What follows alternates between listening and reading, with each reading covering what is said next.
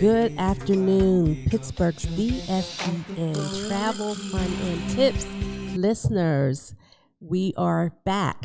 Yes. And you have Francine Cameron here, Nichelle R and Miss Rita Gregory. How are you ladies doing today? We are well. Excellent, excellent. Hold on. I hear a little bit of background information. We'll get that taken care of. Just 1 second here. How are you doing? How are you doing today, Francine? I am doing well. It's a beautiful day. Yes, it is. We've got a good show. We have a great show, and we have a special guest. So we are going to be talking, as we usually do.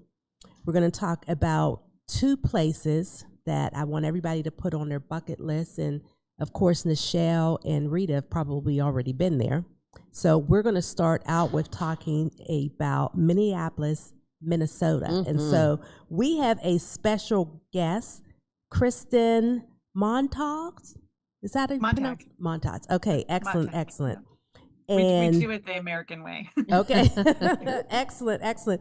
Well, Kristen, thank you so much for joining us. We really, really appreciate it. You are the Senior Manager, Public Relations and Communications person. That's a long title. That's a mouthful. It is. It's a very long title. Excellent, excellent. So let's just get started. First question is, how long have you been in that position?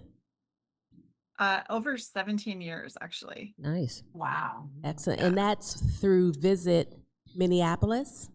Yeah, our organization is actually called Meet Minneapolis. Okay. We're the Greater Minneapolis Convention and Visitors Association in our legal name, but we go by Meet Minneapolis. I think primarily because we were really strong in meetings and conventions, and that's what our primary thing is. But I'm actually on the tourism side, so I get to talk about all the fun stuff to do in Minneapolis. Excellent, excellent. And we want you to talk about the fun stuff. So are you a native of Minneapolis, or you kind of like a I grew up about 35 miles north of the city, so I was in a smaller town, but I've been in Minneapolis and St. Paul ever since, ever since I was a college student. I went to college in Minneapolis, and I've been living in the area ever since. Excellent, excellent. Well, we definitely appreciate you joining us, and I haven't been to Minneapolis. How about you, Rita? How about Nichelle? I have. Of course you have. Of course you have. Rita is our 30-year veteran of the flight and major part of the travel industry. So Rita has quite an extensive background in travel. And Nichelle, she's an entrepreneur and owns a travel agency. So they both have extensive traveling backgrounds for sure. For sure. Enjoyed my time in Minneapolis. One thing that stands out in my mind, I like shopping, as we all do. Mm-hmm. And I have the most beautiful picture that was done in ink of a mother and child that I purchased at the airport. Wow. From one of the vendors at the airport. And excellent. I love it. Excellent. That represents my son and I. Very nice. Very nice. I think what we'll do is first play the video, Kristen, that you sent over to us. And we're going to mute the volume on it. And maybe you can just walk us through what we're actually looking at. Okay. And so let us get the video up. There we go. Okay. Well, that's kind of a couple of views of downtown. This moves pretty quickly, but you can kind of see the scenic shots of some of the things. But we really are proud of the different cultures in our city, the food, the many things there are to do, and you're kind of getting a sense of that because it's flying through quickly. But museums, sports, outdoors recreation. So you can kind of get a sense of how beautiful the city can be in all the seasons. So that's basically in a nutshell. We can talk more about that. Absolutely. It looks like you're able to go, depending on what time of the year you're there, right? You're either out in the waters or you're skiing. So kind of take us during this time of the year. What would our listeners be able to experience? Sure. Well, summer season is kind of our peak weather for most travelers. Now we promote all the seasons. And, so you saw like skiing and things that you can do in the winter as well. But right now, a lot of outdoor recreation. We have 180 parks in the city, 22 lakes within the city limits, and the Mississippi River flows through Minneapolis. We're the first Oh, large wow. city on the Mississippi. Okay. So Didn't there's know a that. lot of, I'm sorry? Didn't know that. We didn't know that. Well, there you go. You learned Yeah. something today. Yeah, absolutely. Yeah, so the Mississippi River is actually right in downtown, and we have the only waterfall on the Mississippi right in downtown Minneapolis, and it's actually the reason the city exists. Wow. So Tell us more about that. What do you mean that's why this city yeah, exists? so the waterfall, now it's called St. Anthony Falls. It was originally, its Dakota native name was Awamni Yamni. And that was a sacred gathering spot for the native people, especially the Dakota who were living in the area at the time it was first discovered by the Europeans. And then also the Ojibwe people came there too, but it was a sacred spot. And then once the Europeans started settling in the area, they realized that they could harness the water power and use that for electricity and to power things. So they basically did that, and the city became a milling capital. So we started with lumber milling. There was a lot of forests in the area. They were cutting trees and milling them in Minneapolis, and then they started moving into flour because they were raising grains in northern Minnesota, North Dakota. They would bring it down on the trains, mill it in Minneapolis, and then it would send out all over the world. So from 1880 to 1930, the city was the milling capital of the world for flour. So we have a big history in flour and other food and stuff. We have a lot of food companies here. Wow, excellent. Mm-hmm. And when you say it's in downtown, like where is it compared to where people work? And just steps away. I mean, you can, like my office is right in the center of downtown, and within 10 minutes I can walk to the river. So wow, that's fantastic. It's right. It literally is right downtown. There's a little riverfront district where there's some housing and a museum, that's the Mill City Museum, which actually highlights that milling history I was talking about. Mm-hmm. The Guthrie Theater is on the riverfront, but then we have this beautiful parkway and a bridge called the Stone Arch Bridge, where you can kind of walk out over the river and see the falls, and you can see a great downtown skyline shot. So people love to go out there and explore that in any time of year, really. Wow. So the city, is it a walkable city? Do more people drive or bicycle? I would bicycles? say very walkable city. Yeah, that too. Bicycles and walking, especially for travelers.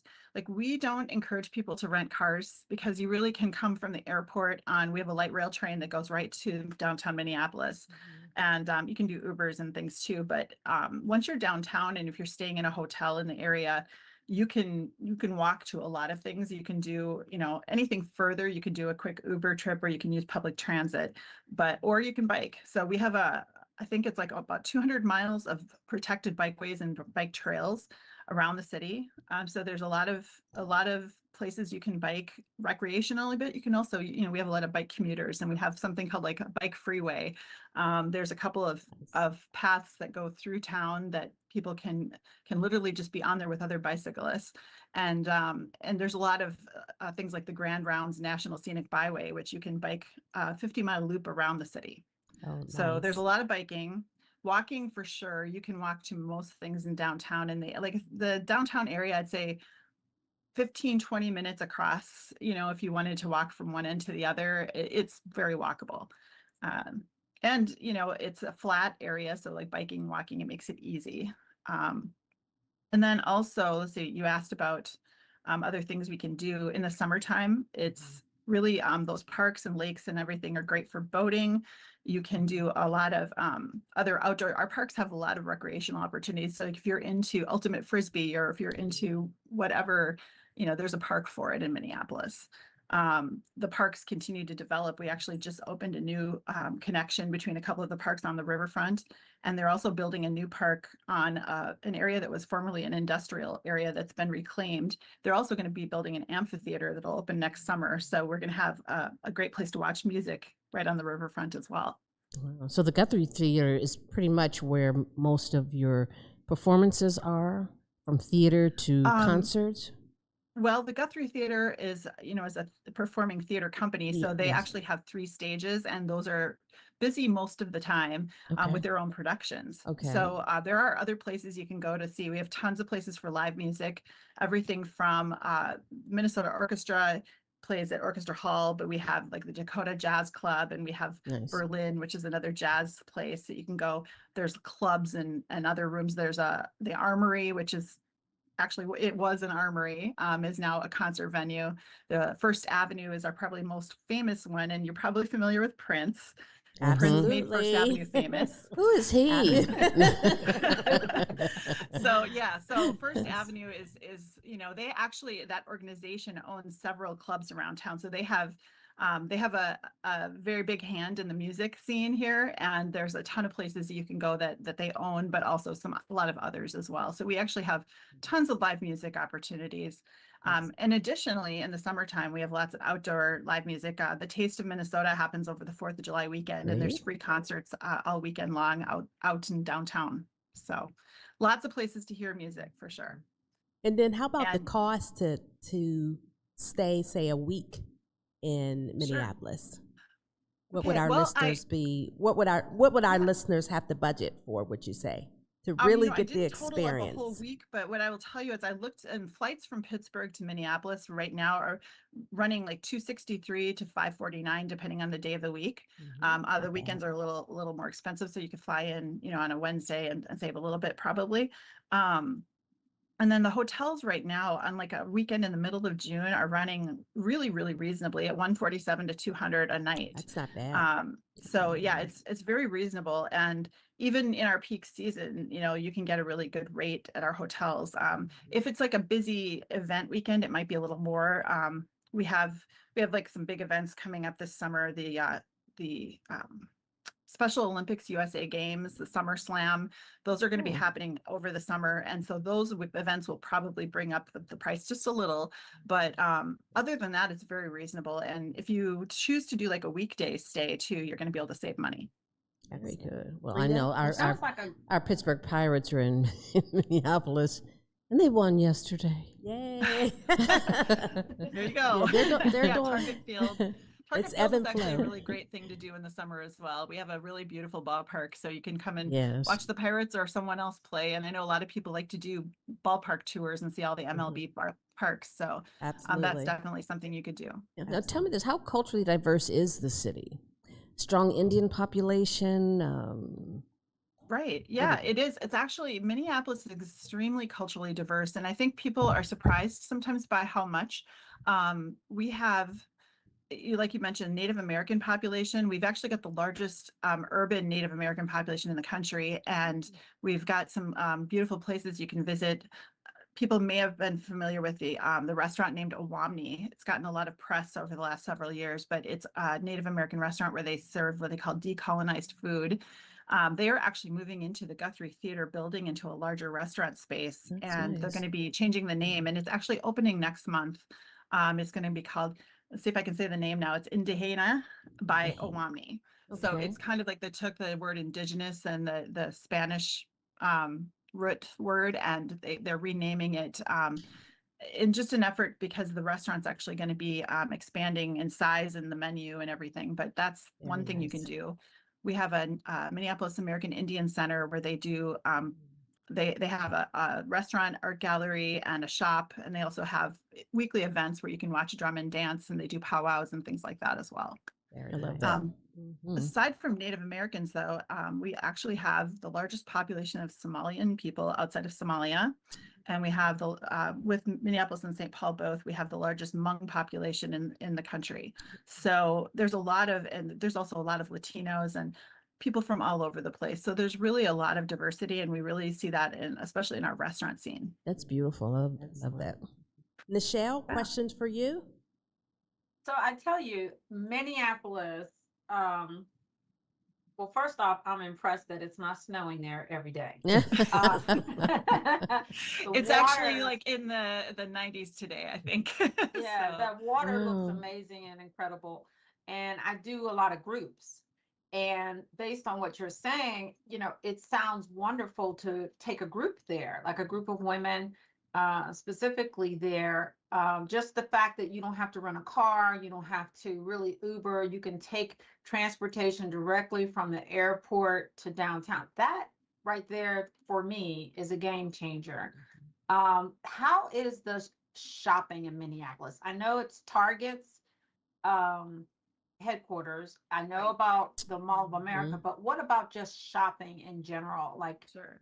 in Minneapolis? Sure. Well, yeah, you know about our two big ones. Obviously, those are very big. And the Mall of America does get the most visitors of anything in Minneapolis and Minnesota area. But yeah, in downtown, the shopping is not as good as it used to be, but we have a neighborhood called the North Loop, which is just adjacent to downtown, kind of between the river and downtown. And there's really amazing boutiques there. So if you just like the shopping and browsing scene, that's a good place to go. There's another little neighborhood called Linden Hills, which has a lot of really cute shops. So there's little pockets of places throughout town that you can go and do shopping. But one thing that's really good to know is that Minnesota does not have tax on clothing and shoes. So if you're looking to shop in our area, you will save some money. Nice, because Pennsylvania does. It does, absolutely. Absolutely. That's, what did you call it when you're on the cruises when they say that? Duty free. There's duty free. free. Yes, yes. free. Excellent, excellent.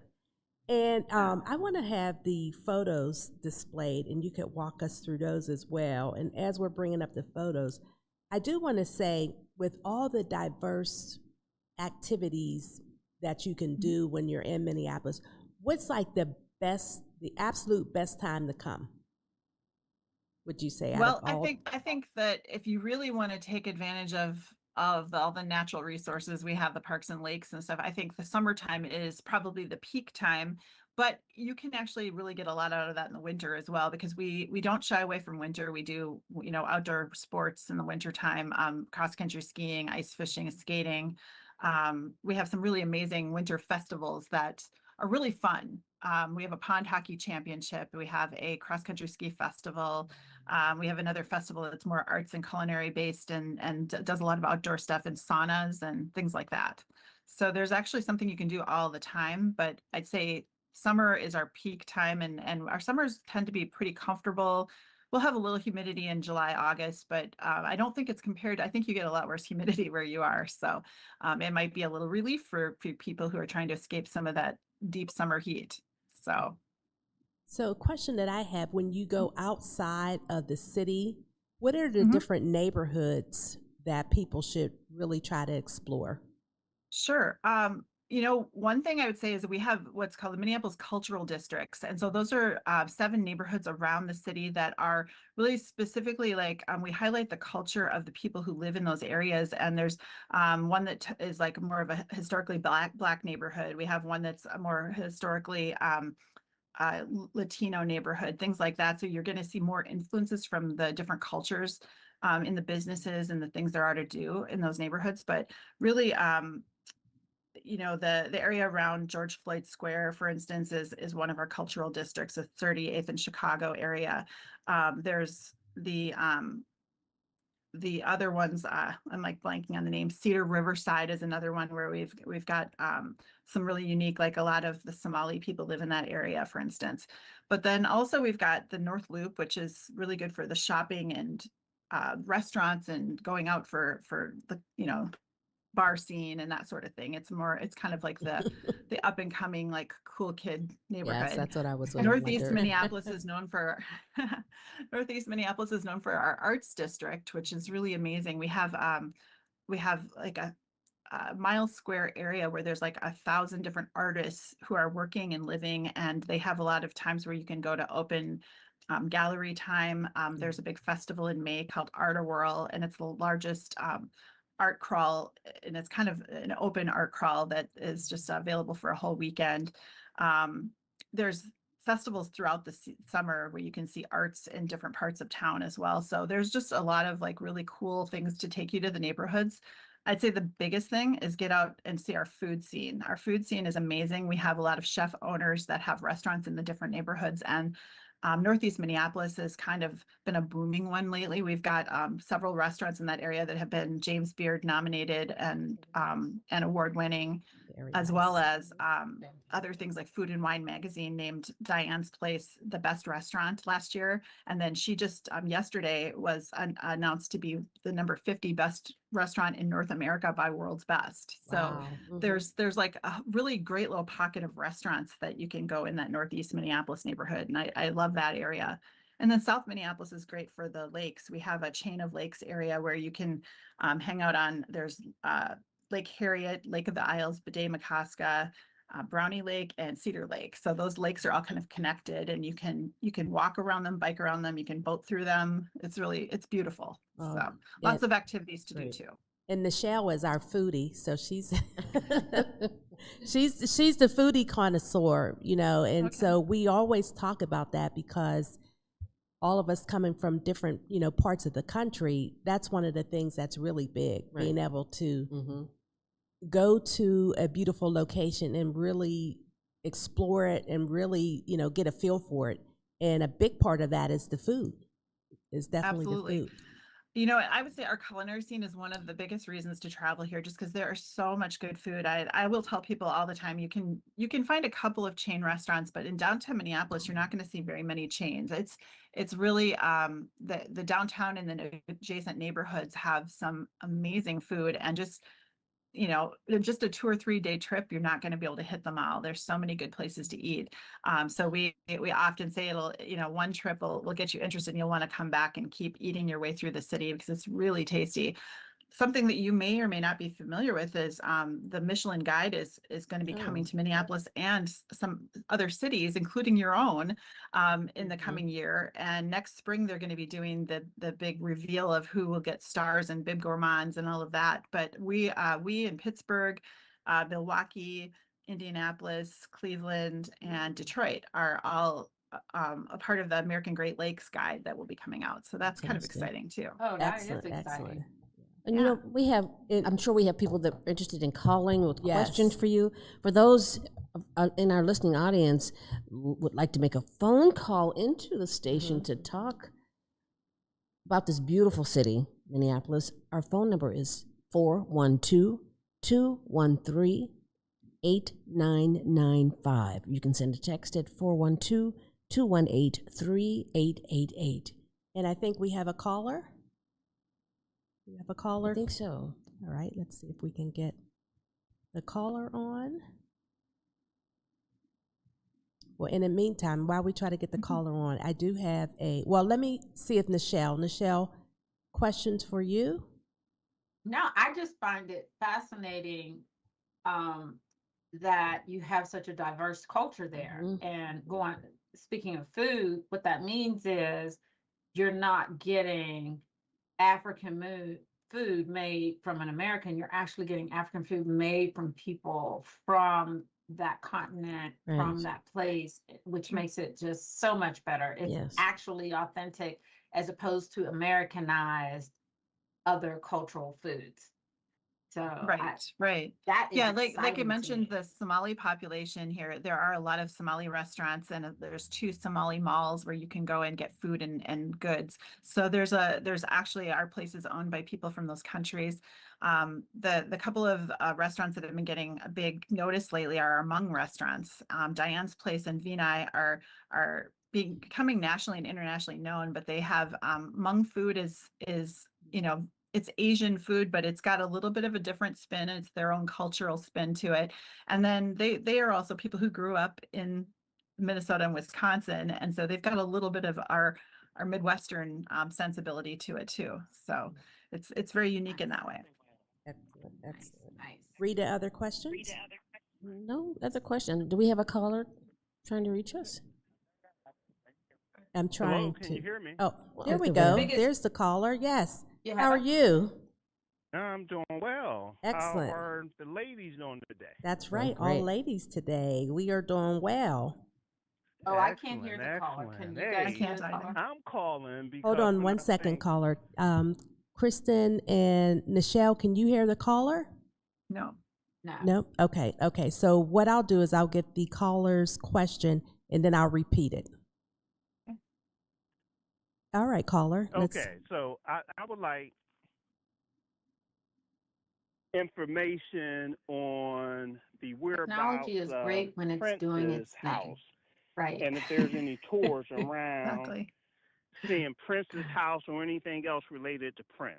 Oh, excellent. Tours. Excellent. So, Kristen, the caller would like to know if there are any tours or any type of way to be able to see Prince's house. Yes, that is something I was hoping we could bring up. There are, first of all, Paisley Park, which was Prince's house and studio. It has been open as a museum and event space since the fall after he passed. So almost 10 years now. He passed away 10 years ago in April. Wow. So I know it's hard to believe it's been Yeah. 10 I years know. already, but Yeah. Paisley Park is, he actually, something people don't always know is that he actually was working actively to turn it to a museum and had started the work on it. So it was not just other people coming in and deciding to do that. They actually really followed Prince's blueprint for what he wanted it to be. And his colleagues and the people who are running the estate now actually are really stayed true to that. So they do tours. There's three, like there's a general, a VIP, and an ultimate tour. So there's different levels for pricing and the length of the tour. But you can go on those year round. I think the only day they're closed, I believe, is Wednesday. And so those are tours you can book online. And then it is about 22 miles southwest of Minneapolis. So you have to either take an Uber or a rental car, or you could probably bus, but it would take a lot longer to go out there. But it's worth it because if you're a fan of Prince or even just a music fan, it's definitely a must do. It's kind of like going to Graceland. It's, a place where he lived and worked, and you get to see a lot of his belongings and his clothing and the place that he created. He literally created a lot of his music in that space. Yes. So it's really important. Something worth noting is if you're really a Prince fan, beginning of June every year, and this year it's June 3rd through 7th, which is coming up this week, they do Prince Celebration. And part of the time is at Paisley Park, and some of it is in downtown. So like next weekend, there is a really big concert with New Power Generation and The Revolution, and a whole bunch of other amazing musicians are going to be gathering and playing at the Armory in downtown Minneapolis. So we also are having a world record attempt at a Prince sing-along at the block party next weekend. So really exciting. Sounds Good. good. Thank you. And Kristen, did you say that's an annual event that they do the first week in June? Okay, so we might it's have. always around. I'm sorry, go ahead. Around Prince's birthday, which was June 7th. So it's usually the very beginning, the first weekend or so of June. It's usually a 3 or 4 day window, and there will be all kinds of events, and you can pay for like a pass to go to all of it, or you can go to just the things you're most interested in. And they sell tickets to like the concerts, and then there's free events like the block party and things like that. Excellent. That might be something. I'm sorry, caller. Any other questions for Kristen? No other questions at this time. All right. Thank you so much. Thank Appreciate you. the call. Ladies, that might be something that we need to put on our bucket list for next year. Yeah. That's To great. have a absolutely. trip to go there and invite all of our listeners. I don't know if we end up doing a bus out of Pittsburgh We can do or, that. something like that, but that would definitely be worth going Absolutely. to. And Kristen, just to let you know, probably a couple of months ago, there's a gentleman that performs across the country, and it's the Prince Experience he does. And he was fantastic. And I think he's actually from Minneapolis, and so I saw him at one of our local venues here, and he was fantastic. He was fantastic. So Fabulous. I would love And to something come else and that see. you and your listeners or readers or viewers might be interested in is there also are other things you can do with Prince besides Paisley Park year round. We have audio tours and self tours that are available that kind of point out all the places where he grew up, some of his houses, the Purple Rain House, other places like where he had clubs or music places that he used to frequent, and a record store, Electric Fetus, that he used to go to a lot. So there's places like that all through town that you can kind of tour on your own as well. I would love that. That's to be honest. wonderful. I mean, I'm a huge Prince fan. She Always might sing. have been. She might Always sing have been. during karaoke, but I'll be the listener. and do some of the moves, although I don't know about that split. I might split and not get back up. Well, Kristen, it was just fantastic to have you here with us. The time goes so fast, so we are at the end, but the last thing we would like to do is for you to give us your socials so that our listeners can contact you and be able to come onto the website and see all the wonderful things it is to do in Minneapolis. So if you can give us that before you sign off, we definitely appreciate Absolutely. Well, Meet Minneapolis, we have a great website. It's minneapolis.org. O-R-G.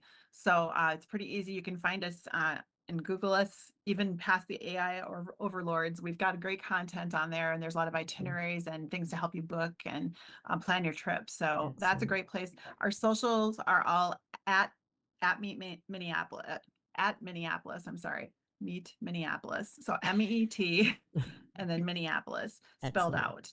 out. So almost everything is at Meet Minneapolis. Okay. I'm stumbling on that, but it's pretty easy to find our socials, and we all most of them have our logo, which is a blue and green thing, so you can kind of see that'll stand out to you. It's a blue and green logo with City by Nature, which is kind of our tagline for the city.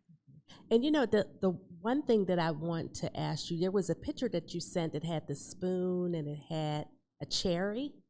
Yeah. Yeah, we didn't see the pictures, but yeah, the Okay. Spoon Bridge and Cherry is a famous sculpture. It's been in the Minneapolis Sculpture Garden, which is an amazing place to visit that's free also.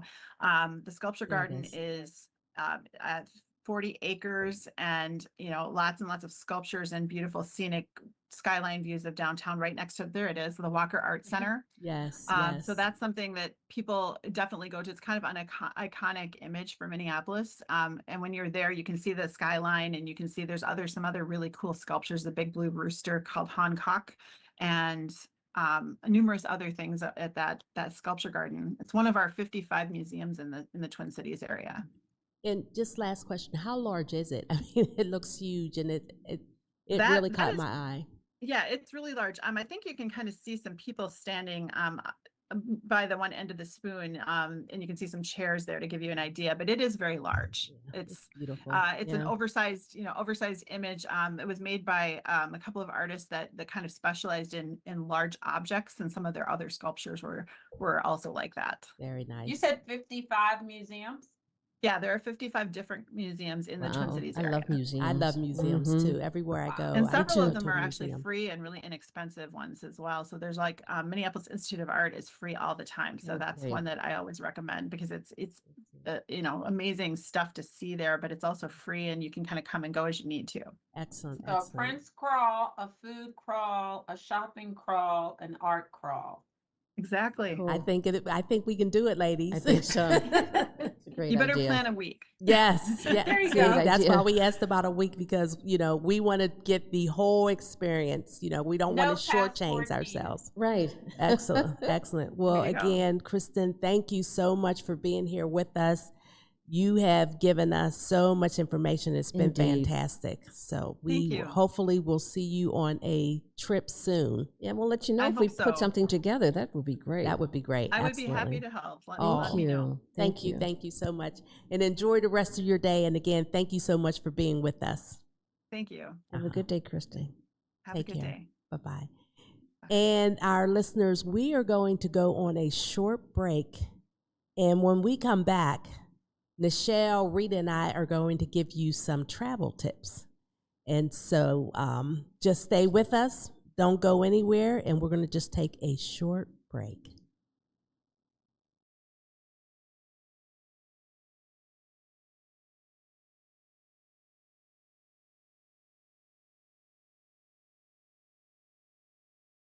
We are going to be on the Royal Caribbean cruise line and their new ship, Icon of the Seas, November 7th through the 14th, 2026. We got excellent dates because the dates that we got are not within their blackout date, which means that whatever current promotion is happening right now with Royal Caribbean, when you pay your deposit, that promotion will be applied. If it's 60% off the second person, there's one that's a drink credit, because they run different promotions all the time. This is a large corporation, and we have all balcony rooms, and we have ocean view rooms that are reserved just for DSEN listeners.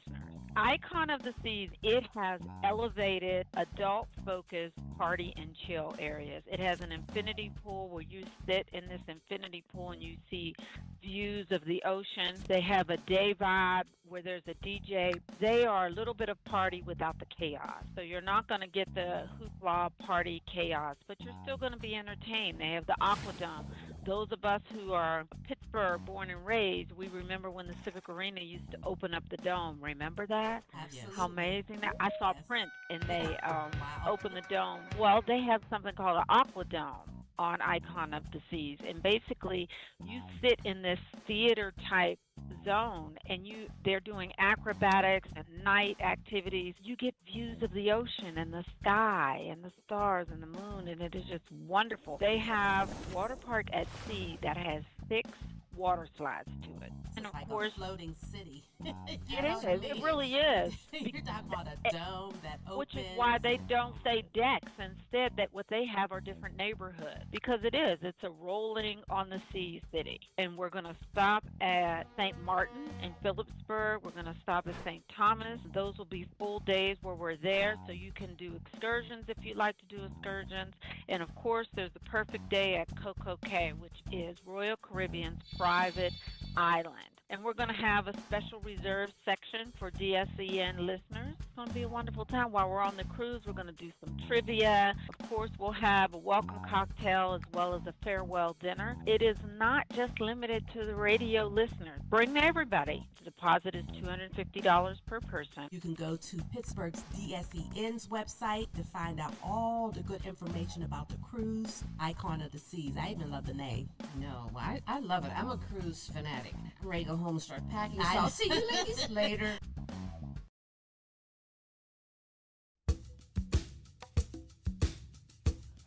Back.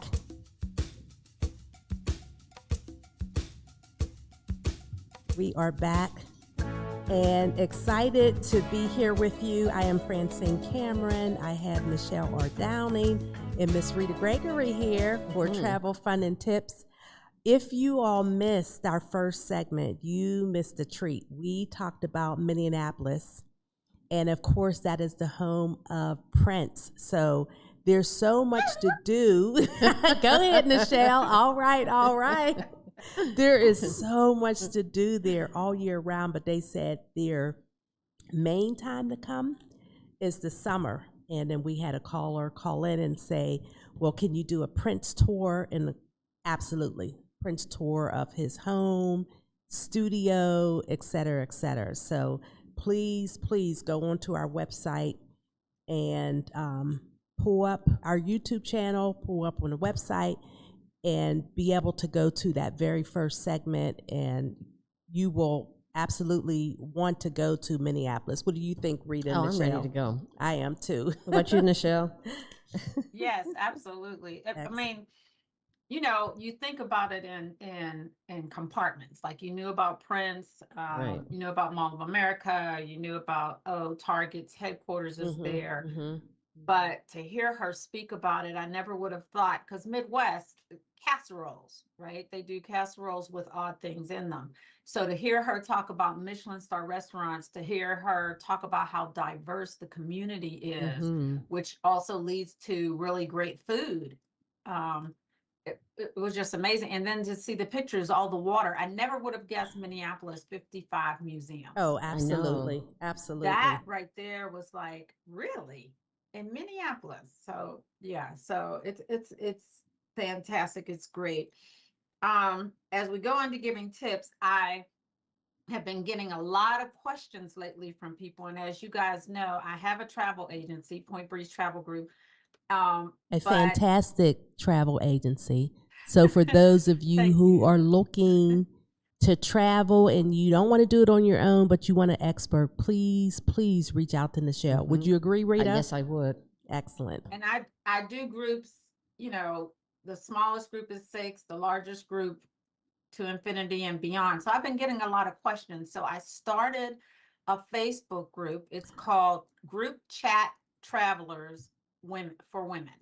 And it'll say women after it, because I said, let me get more specific, because that's who's been asking me all these different questions and concerns. And the thing is, everybody has talks about traveling or doing something in the group chat, right? We all have been in the group chat. Oh, let's go eat. Let's go do whatever.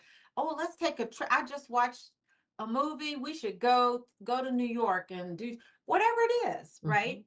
And it never leaves the group chat. Okay. And so I started a Facebook group called Group Chat Travelers for Women, where, you know, they can have my services, but at the same time, just ask questions. You know, if someone wants to do it on their own and just has some questions that they want to talk about, or meet some other people who are stuck in the group chat, but they are ready to go. And lately, a lot of the questions have been about this, and I know I'm a butcher it, the Hantavirus. Yes, Hantavirus. someone corrected me. Hantavirus.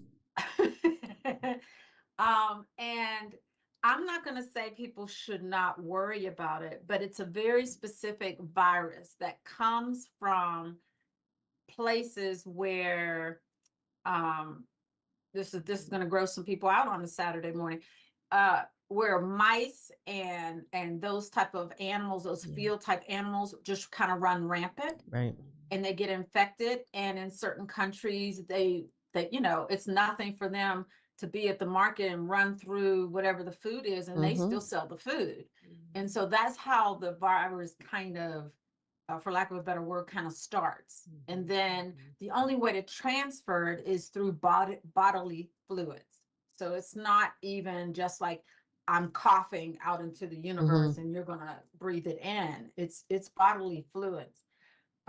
So again, I'm not saying people shouldn't worry about it. The biggest scare right now for world health, which, you know, United States is no longer a part of, is measles.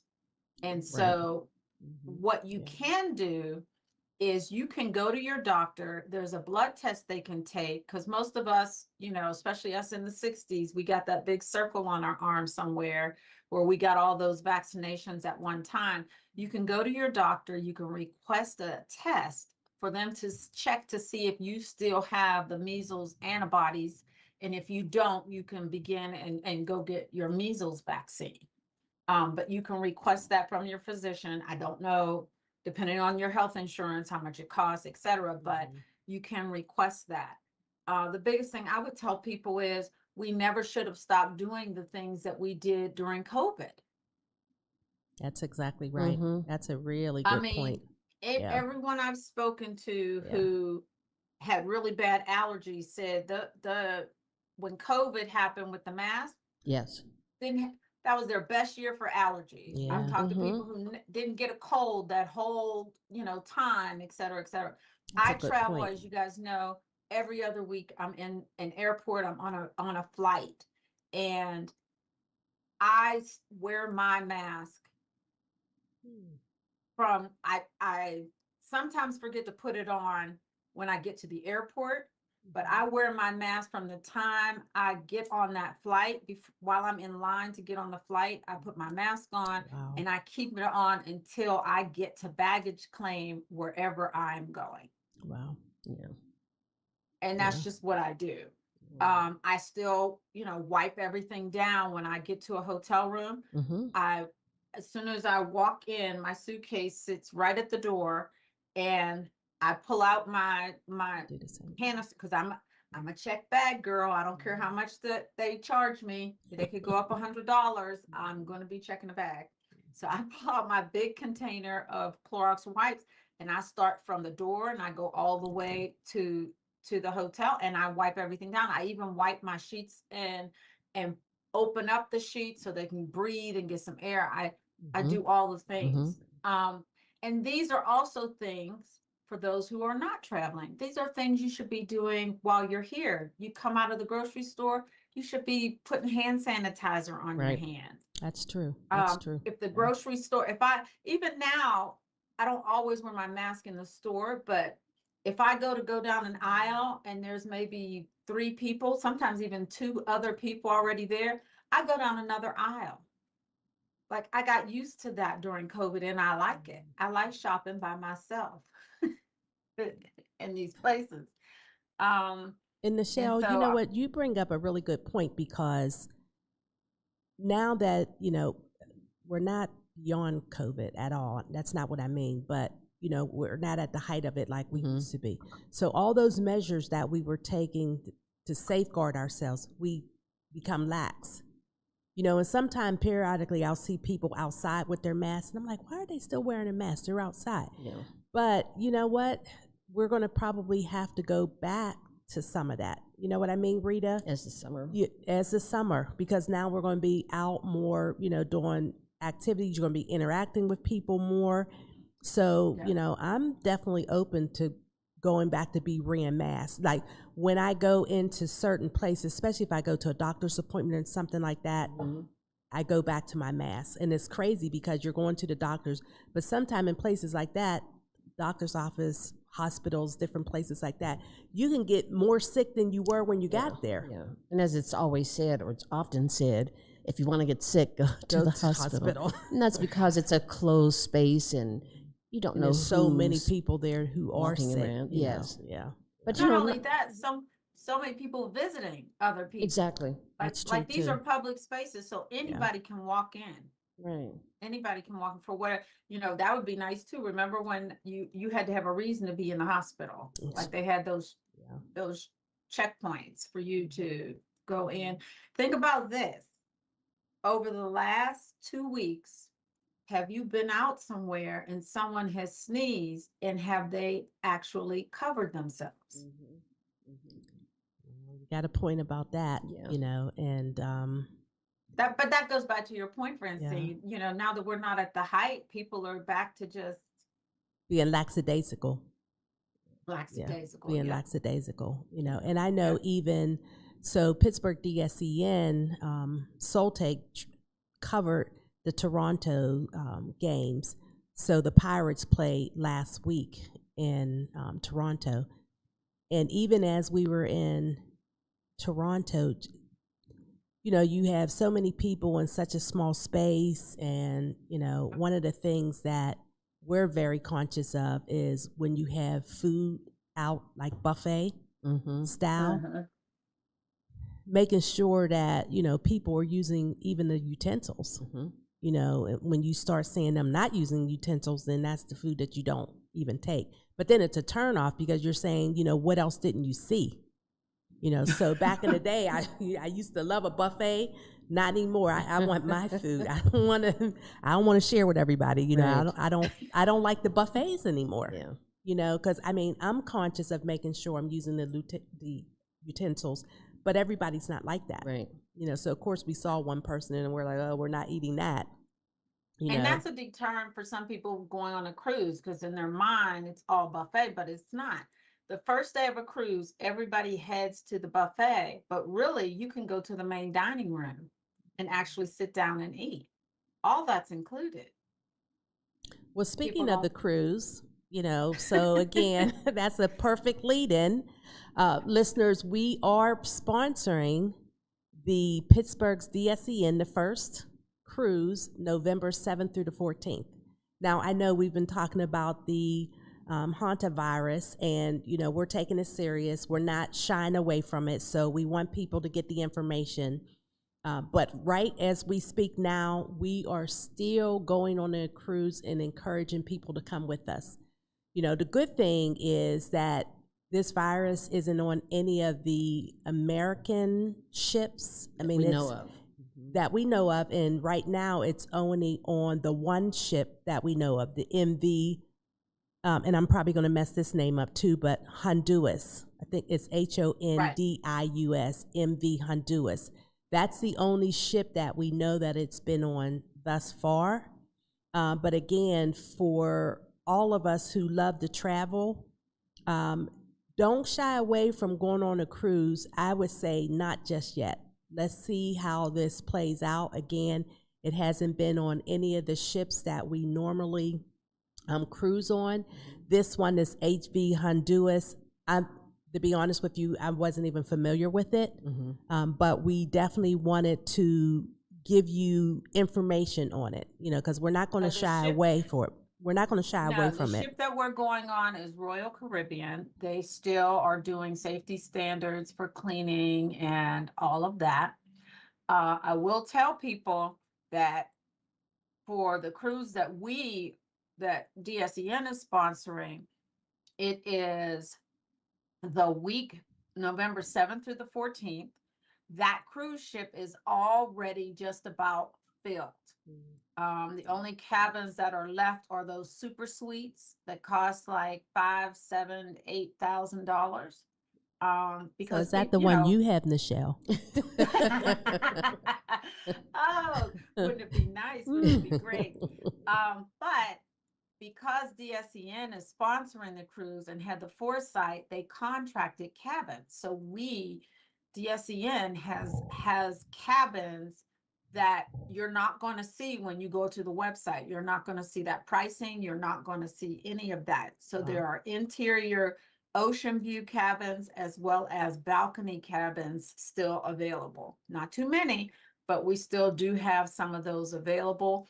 That inventory we will have in our, I'll call it clutches. We'll have that in our clutches until around the end of July. But as we go along, if it looks like nobody wants them, we're probably going to give them back, sell them back, or give them back, or what have you. But if you are looking to do a cruise and you remember what the holidays were like this past year, and you know you should have rested up or done something just for you, this is what this cruise is all about. We're going to St. Martin, we're going to St. Thomas, and there's also a perfect day at Coco Cay, which is Royal Caribbean's private beach club. Another travel cruise tip: a lot of people don't get off when they do the perfect day at Coco Cay, or they choose a port day that they don't get off. Why? Because they want the whole ship to themselves. Yep. And it's wonderful. We are going on Royal Caribbean. Royal Caribbean, the best part about Royal Caribbean is there are things for younger adults, there are things for children, but this is a grown folks cruise. We're not ready yet for celebrity, where we're just gonna sit and stare at the sky. So we want to see shows, and it's got shows, casino, it's got the casino, it's got music, it's got places for us to sit and laugh and joke and just be grown people. And what's great about a cruise is I don't have to say, well, Francine and Rita, let me get going so I can drive home. That's right. I don't have to do that. No more, no more wine. Can I have a glass of water because I need to drive, or I need to go to work tomorrow? Or we're talking and, oh, just a minute, I have to get my phone. We actually will be able to just for 7 days not be interrupted. The most we might do is go back to our cabins, put on our fancy pajamas, go back up to the atrium, sit in the lounge, and just talk until the sun rises. And I'm looking forward to it. That sounds so good. I'm looking forward to it. Because, when we travel, so much is getting there and coming back. Yeah. So exactly right. Once we get to Miami and we get on that ship, I know I will get my more than 10,000 steps a day. Yes, you will. That's a big ship. Yes, I'm going to be going all over. And I'm excited. For whatever reason, one of the things that I really want to see, two things. I want to see all of the slides on and they don't call them decks anymore. Nichelle corrected us on that. They're neighborhoods. And I also want to see the neighborhood that has like the New York Central Park.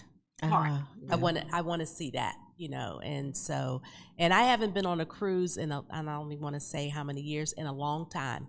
So I am ready. Yeah. So I'm hoping that this Hauntavirus is under control, because it's going to have to take more.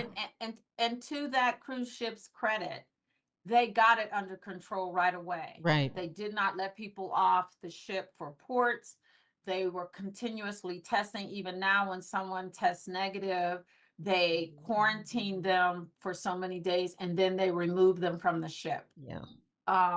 You know, and then when they remove them from the ship, they quarantine them again. I mean, you know, they were very quick to respond. And I'll say one last thing about the cruise ship, because Rita said it, you know, it's a large cruise ship. And when people think about that, what hits their mind is, oh, it's so many people. But what's great about a large ship is that there are so many places to spread out that you're not around so many people. Yeah, that's right. You know, you mentioned Central Park. Everybody goes to all the different restaurants to have breakfast, but Central Park has a few cafes, and you can go to the cafe and sit in the park, right, on this cruise ship, and maybe have a croissant in the morning or a bagel sandwich or something like that. You know, it's just it's amazing. The days of, I mean, we're all smarter, right? So the days of people gorging themselves at a buffet or anywhere, you know, that's over. And people like myself, I'm a foodie. I like to have variety. So even though I like to go to the restaurants that are on the cruise ship, you can still order multiple things at the restaurant. Right. So I can still order 2 appetizers. I can order 2 entrees because I want to try this and I want to try that because I'm that person. So you can still do all those things and have, quote unquote, a mini buffet at your table, as opposed to going to this trough of food. And the cruise ships know that. So they've made more restaurants now than they had before. And just doubling back for when we talk about the virus, any virus, in my experience traveling, immediately following something that happens, the cruise lines, the airlines, they go that extra mile to make sure that, you know, step A, B, C, and D are tapped. So cleanliness, it's top notch. So they want to make sure that there's no reoccurrence. And that's what I've found, you know, in especially working for the airlines, that even following COVID, they made sure that there were items to use to clean the various areas, and it's up to you as a traveler to take those hand sanitizers, you know, and wipe your areas, your tray table, the handle going into your cabin.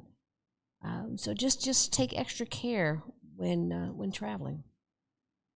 Well, I know one thing before we go on that cruise that I'm going to have to do.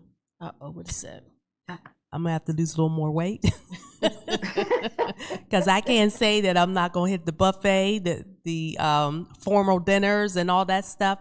I am going to try probably to take some fitness classes, though. I always like that. I like to. Well, you'll get your steps in. I'll get my steps in, but I like to take the fitness classes too. But I just want to be there and not have restrictions. You know, I hate going on a vacation and saying, I can't have this, I can't eat this. That's not Francine. I'm going to do everything that I can so that last day, or when I'm coming back and I'm on that plane, I'm probably going to be asleep because I'm going to be so tired. I'm like one of those little kids that want to do everything. Yeah. And then like when you finally have to slow down and just sit, I'll probably be the one passed out. Oh. Yeah. I love to be on vacation and maximize what I do. That's good. I really do. That's great. It goes from touring to shopping. And of course, you know, I've already started looking at things that I want to do, and I have to go to the spa. That's, you know, I have to go to the spa. But I think I would go off ship. I think I would like to go to, you know, a spa in St. Martin's, that, you know, just have that experience, you know, St. Thomas. I think I would do there versus if I do it on the ship. But then again, it's vacation. I might do all 3. There you go. So I'm saving my money so I can maximize what I'm going to do on that ship. Right. Well, ladies, we are at the end of our second segment, and we're going to take a short break. But when we come back, we are going to have a gentleman, Mr. Mark from Visit Phenix. And he's going to tell us all about the great things to do and see when you are on vacation in Phenix. And for me, it's been a while since I've been to Phenix. And so I'm interested in seeing what you really can do and how do you really experience it. So when we come back after this short break, we will talk with Mark. So sounds good. Hang in there with us. We'll be back shortly. Looking for a cost-effective way to help increase your company's bottom line? Look no further than Soul Pit Media. With our award-winning print, internet, podcast, and Soul Pit television options, we can help your business get to that next level. For more information, contact Craig Dawson at 412-407-7685. That's 412-407-7685. And let Soul Pit Media take you to that next level. Business owners thinking about back-to-school promotions and replacing summer flavors with pumpkin? Hi, how are you? What about your taxes? Reduce your stress and tax liabilities by planning for tax time now with Cameron Professional Services Group. Yeah. CPSG takes your goals, values, and visions to create a custom tax plan catered specifically to your business. We work closely with you to ensure that as your business grows and goals shift, Well, I'm in Denver, so will Colorado. your custom plan. Located in the Hill District in Pittsburgh, PA, CPSG is a CPA and consulting firm providing services in accounting, auditing, tax planning, and preparation, community development, and operational management. I don't know what that Call means. Cameron Professional Services Group today at 412-251-0607. We have gotten some rain, which is good, but not as much as we Have you had the Beat by Niche experience? We'll just see what happens. Beat by Niche is one of the top it's not like makeup we can artists in the control city any of of it. Pittsburgh. She's touched the face of Cardi B, love and hip hop personalities, and various Steeler wives. If you have not sat in her chair, what are you waiting for? Visit beatbyniche.com to schedule your special makeover for all occasions: weddings, graduations, proms, photo ops, and more. Visit beatbyniche.com and experience the touch of excellence.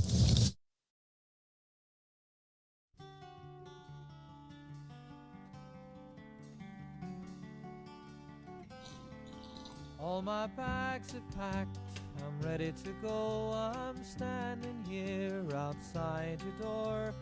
I hate to wake you up to say goodbye. But the dawn is breaking, it's early morning. Hello, the taxi's Pittsburgh's waiting. DSEN Travel, Fun, and Tips listeners. And we so much appreciate you being here. We've talked about traveling to Minneapolis. And then we gave you the tips on the Hauntavirus as well as our cruise coming up in November. So we, as Nichelle said, there are a few suites, I'll say, rooms that you can still sign up for, but the ship is just about 100% full, you know. And so we at Pittsburgh's DSEN have several cabins left, but not many. And this is the Icon of the Seas. We're going November 7th through the 14th. So we would love for you to come and cruise with us. Well, ladies, we are transitioning. We have Mr. Mark, and I'm going to let Mr. Mark pronounce his last name, but he is the Media Relations Manager for Visit Phenix. How are you today, Mark? I'm good. I'm Hi, good. Mark. Thank you, Francine and Rita. It's Mark Mingura. If your listeners were curious, but yeah, I'm doing well, and thank you for the kind introduction. I'll just tell you a little bit about me. What we do at Visit Phenix is, promote our amazing city, and we just love talking about it, telling people who are interested, who haven't seen it before, what's unique and what all the fun things people can do there, whether it's solo or with the family, or, maybe they don't want to do the cruise or can't do the cruise this year. They can do something else with the friends and family that they want to vacation with. But thank you both so much for having us on. Excellent, excellent. And you probably can see Nichelle R. Downing. Nichelle was also part of our host, and between the three of us, we have extensive traveling experiences. And for me, it's been a while since I've been to Phenix. So I think what we should do, let's open it up by showing the video that you sent us, and then we're going to mute the volume so maybe you can talk us through the video. What are we actually seeing? Sure. So just Absolutely. Give us just a second to load that up. And while we're loading that up, let me just ask you a question, Mark. Are you originally from Phenix? So are you a native? I am. It's funny. I always have to answer that question with a little caveat, because my family's from Arizona, Eastern Arizona, actually. And so very local and rural. And when I was born, my parents were in Palm Springs, California at the time. But 2 weeks after I was born, we moved back to Arizona. So I'm as close to born and bred Phenix as you can get without. I think so. Minus those 2 weeks. I'm sure they 2 claim weeks. you I with gotta that be 2 honest. weeks. Yeah, they claim you for sure. And I think we had Yeah. the video ready. And if you can kind of walk us through it. Yeah, absolutely. So this right here, what we're seeing is, just city shots of Phenix. This is the downtown area as we kind of go through the streets. We started off with that, wider scene there, but that's downtown. The different sports venues, golf obviously being a huge thing in Arizona, the poolside, cocktails, the resorts with the city skylines there. And then, of course, now we're looking at some of our local Sonoran-led cuisine, and just kind of getting the vibe and feel of Phenix. It's fun. It's very food forward here. That scene is definitely growing. The cocktail scene and the nightlife has always been good, but it's kind of been revitalized, I feel like, these last 10 or so years. And the cocktail program, we have a lot of concepts that are locally and nationally recognized. And again, just showing off the nice city lights there of Phenix. Excellent. Sounds beautiful. Now, for me, I haven't been there in quite some time. And when I was in Phoenix and Scottsdale. Now, I was there in the thick of the summer. So when we were in Scottsdale, it was July. And it was about 105 degrees. Of course. Yes. I always say you could fry an egg on the ground. I mean, it was hot. So today, Mark, what's the temperature there? Today, the high is going to be about 85, maybe flirting with 90. Okay. But honestly, I'm a little bit warmer inside right now than I would be if I was outside because of the dryness in the air. A lot of people, you get 100 degrees, you hit 100 degrees and that gets all the headlines, and rightfully so. It's not a common temperature. But I've heard that Pittsburgh is famous for its mild winters, right? You know what?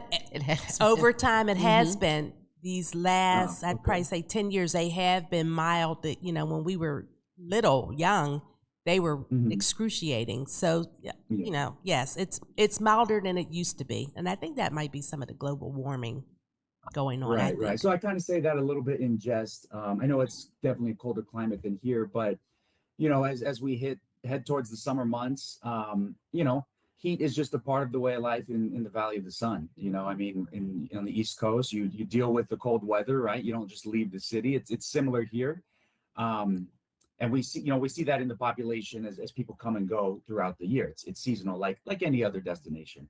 But I personally, I will go visit snow. I can no longer live in snow, and I can deal with the heat because it's 2026. I can be inside. We have AC. So it's funny. It's the sticker shock of the 100 degree temperatures, but in reality, we've been growing at, like last year, for example, if you look at the latest census numbers, we are one of the hottest, fastest growing destinations in the entire US. So I'm not so focused on 100 degree temperatures. It's more about the hundreds of thousands of people that have been coming here for the better part of half a decade. Absolutely. And that, and we laugh about that, Mark, because in Pittsburgh or East Coast, we have all the snowbirds. right? So they're all coming to Phenix and Arizona, different parts of Arizona anyway. So they're just same as you are. They don't want to deal with the snow, Right. So you're absolutely right, and that and that's one of the reason why we wanted to have you on to talk about Phenix, and so what makes Phenix so unique of a city? Well, if you had to name one or two things. Yeah, one or two things. That's tough. Selfishly, I want to talk. There's so many things that are just popping up in my head right now, but two main things I would say. Definitely the Sonoran influence, and that could mean a couple of things, but really it all starts with the desert. And I guess two main things that we could talk about is kind of the cuisine that comes out of it, as well as the indigenous aspects from the people that have been here, over 1,000 years ago, that laid the groundwork for the canal system that we have here today. So on one side of that, we have a really, really strong indigenous storyline that filters into even our food scene, our native art scene, and all kinds of things that go along with that. For example, the Sonoran Desert itself is one of the wettest, most biologically diverse in the world. And from that comes a lot of ingredients that you'll see throughout our restaurants here in the Valley. The prickly pear is probably well known outside of Arizona now, but that's a heavily used ingredient. But we go beyond that with agave, nopales, and different indigenous ingredients to here, and even going down south into Sonora, Mexico, where a lot of that cuisine and Latin flavor kind of comes up into Arizona as well. So I would say super local things that are unique is, again, the indigenous storylines. We have museums that chronicle the struggles that those tribes went through while they were here, and it's really empowering and a powerful message. And then again, the fun things with the food that they do, and they really keep those native traditions alive today. And we see it with foods like the kupari beans, like I mentioned, nopales, and Indian fry bread is very popular here. And so again, and then that flows back into the Sonoran Latin cuisine, and they kind of play off each other, and it's been this fusion of different cultures here that started with indigenous and Sonoran, and then that's brought in more, in terms of restaurants, we've got really great Thai and French cuisine, and people are starting to see that more. And as they come and visit and stay and, spend their money here and learn the history and the uniqueness of Arizona, it's just continued to build upon itself. One thing Phenix has that I'm somewhat familiar with, some of the most beautiful resorts in the area, just the wonderful backdrops of the mountains, and it's just a beautiful city. There are a lot of Pittsburghers who have moved to Phenix area. And one of my dear sister friends, Carol, is there. So hi, Carol, because I know she's listening in. Hi, Carol. But yeah. Excellent. So Mark, if we were going to plan a trip to Phenix, what should we absolutely see while we're there? Ooh, that is a great question. Well, what my specialty is more of not the general trip, but the specific, what do you like to do trip? So what would give me a subject on what would you want to come here and do? Would it be a solo traveler? Would it be a girls trip? Kind of give me something to start with. Yeah, so let's say a ladies trip. Yeah. Yep. Let's say a ladies trip. Okay. So that's shopping, spa. Shopping, spa. So what I would say is set you up at one of our premier, one of our historical resorts. We'll go with two options. One, the Phoenician, which is the long-standing, the namesake, obviously, of the city that it carries. But sits right at the base of Camelback Mountain. So that's going to give you that beautiful kind of Sonoran sunset backdrop to sit at. You can look up when the sun's setting while you're lounging at the pool with a nice cocktail. That's going to be an amazing just home base for you here in the Valley. From there, they have an incredible spa, but there's also other local resorts that, again, lean into the indigenous aspects, where we have ancient indigenous techniques that multiple spas around the Valley use. But I think at the Phoenician, they have one that's called Desert Serenity Scrub is what it is. And so it's like a wrap and a massage, and they call it a head to toe ritual that combats combines rather exfoliation and all those things, right? So you'll get the whole desert experience, you know, from the skin to the food to the feeling to the story. You'll come away with a whole new way to care for yourself. Excellent. So that's definitely what we're going to get you ladies started on first. A nice little spa trip, relaxing afternoon at the pool. Nice. Pina colada, maybe you get a little Phenix cocktail, which has some local ingredients, and you know, like our it's the Phenix, like it is the Manhattan for New York, right? The city cocktail that we have there. So it plays really nicely with the spices and the Latin flavors that you're going to get in all the cuisine. Okay, Nichelle and Francine, let's start packing. I'm ready to go. Absolutely. Now, what about the nightlife? I always like to go out when I'm in a new city. Yes. So you may have heard of Scottsdale. That gets a lot of headlines for the parties, and it's a great spot for, you know, it's one of the bachelor and bachelorette capitals. I'll throw it up there with like Nashville and those types of cities. Yeah, almost every weekend you'll find at least one group, usually multiple. They're pretty easy to spot, but yeah, it's a popular spot for that. Downtown Phoenix is similar, less of the club scene. The club scene's more in Scottsdale, if that's your vibe. I'd say Phoenix has more lounges and more relaxed but elevated cocktail lounges and bars. That's and nice. Yeah, just a more of a less of the dancing, more of the kind of mature, relaxed audience. And again, you know, lots of late night bites and eats. We have some really amazing, what we call immersive cocktail experiences. One of our main ones being called Carry On. And so what this is a 70s era flight experience where you have to, it's very exclusive too. They drop tickets online, I want to say Sundays at 10 a.m. for that week, starting on Wednesday. Flights are 5:30, 7:30, and then they have a special 11 p.m. one on Saturday nights. Intimate setting, about 20 to 30 people. And the whole cast and crew is 70s attire. Everything is made out of a Boeing 747.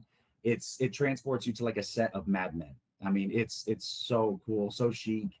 They have a really great, like they follow a flight pattern too. So you'll start, they give you your welcome drink, then they bring the little cart around, just like on a real plane. They take your order, the captains come around. Everything is, there's so much detail. I I guess I'll have to explain a little more. Their mascot though is a penguin, because like the penguin, they are a flightless bird, right? So there's a lot of just playing on the words and the details there, but it's such an incredible experience. You right now the route is from San Francisco to Mexico City. So when you take off, you'll get a themed cocktail of the city you're starting on. And then if you're going over, say, international waters, that's your second cocktail menu. And then as you get to your destination, there would be something from Mexico offered on the menu. Wow. Between that, the windows open up and you see the flight path. It's like you're in the air. The seats vibrate when you're taking off, when you're coming down. I mean, they did such a great job with this concept, and and that's just one that we have here in the Valley. We have others that are called Platform 18, which is a similar experience, but you're on a rail cart, and it looks like you're on the High Line in New York, actually, because you're going through city scenic views, and you know, you can just get all a couple of those experiences, and then they have others beyond that you know, just give you a lot of variety and unique experiences here in the Valley. I love that. I love that too. That would be fun. What do you think, Nichelle? Questions for Mr. Mark? I think it's fantastic. One of the things that I'm curious about, I mean, like you said, everybody knows about the golf, the spas, and baseball. Right. And everybody talks about that. But what about your literary and your art scene and things of that nature? Can you tell us a little bit more about that? Yeah, absolutely. We have a ton to offer in terms of the arts and different aspects like that. Like for example, downtown Phoenix, we actually have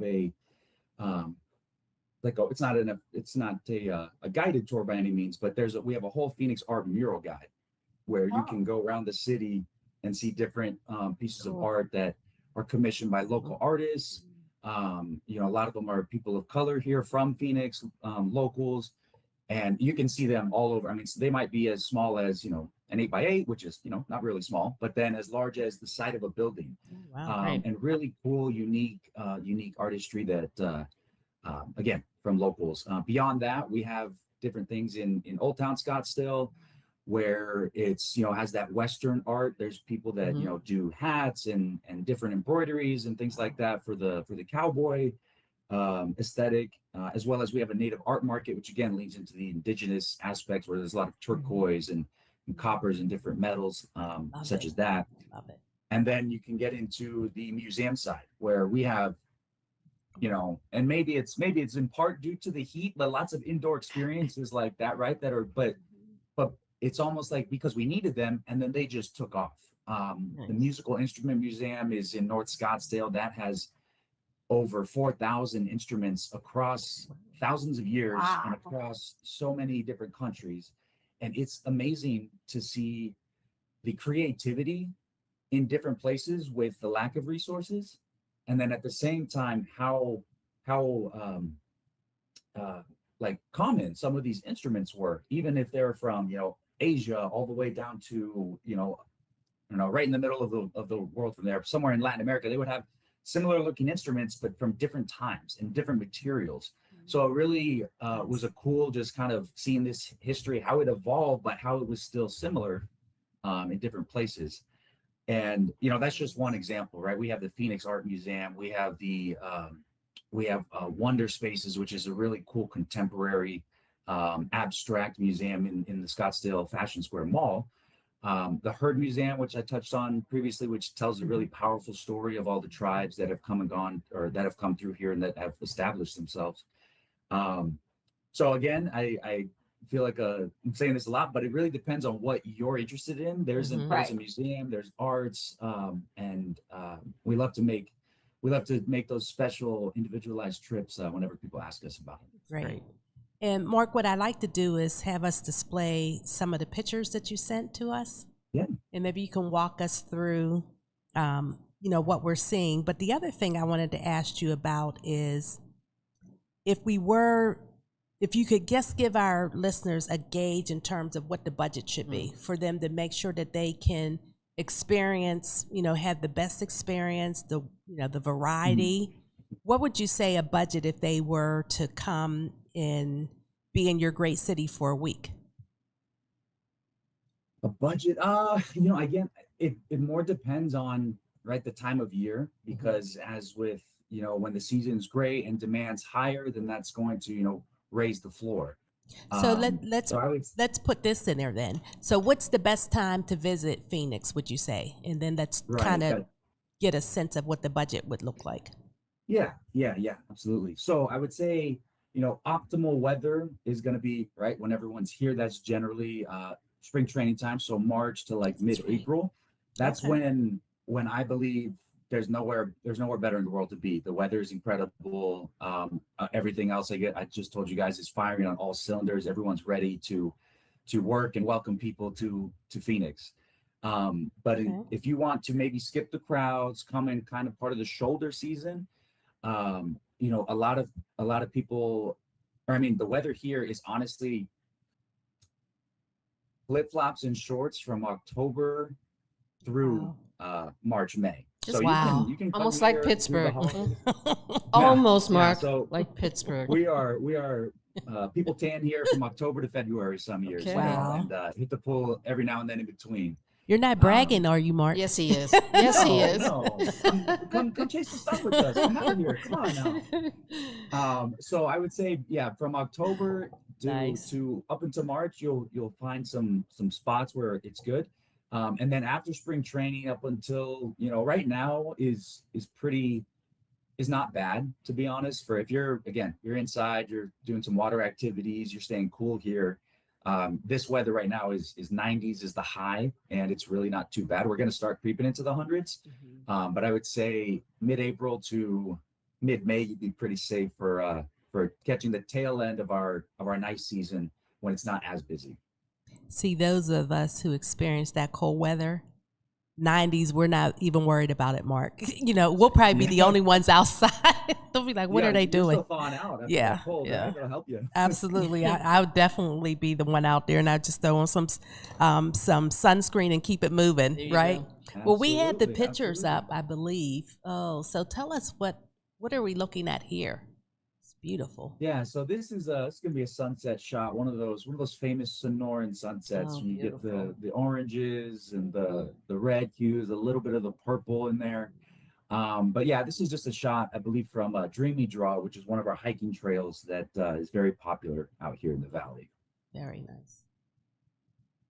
I love this And one. here is this is the Lower Salt River. This is towards our East Valley, but you can kayak, you can go horseback riding over here. What we're seeing right now is a couple kayakers there, and these are actually our wild horses that live out there. Wow. So whenever you're out there, you're bound to see, one. I've seen as many as 10 to 12 together. No.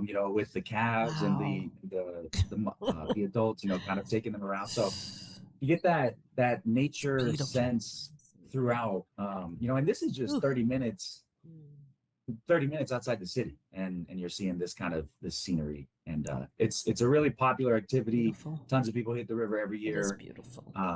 And it's beautiful out there. Yeah, it's beautiful. To pick this one too. And again, more shots there.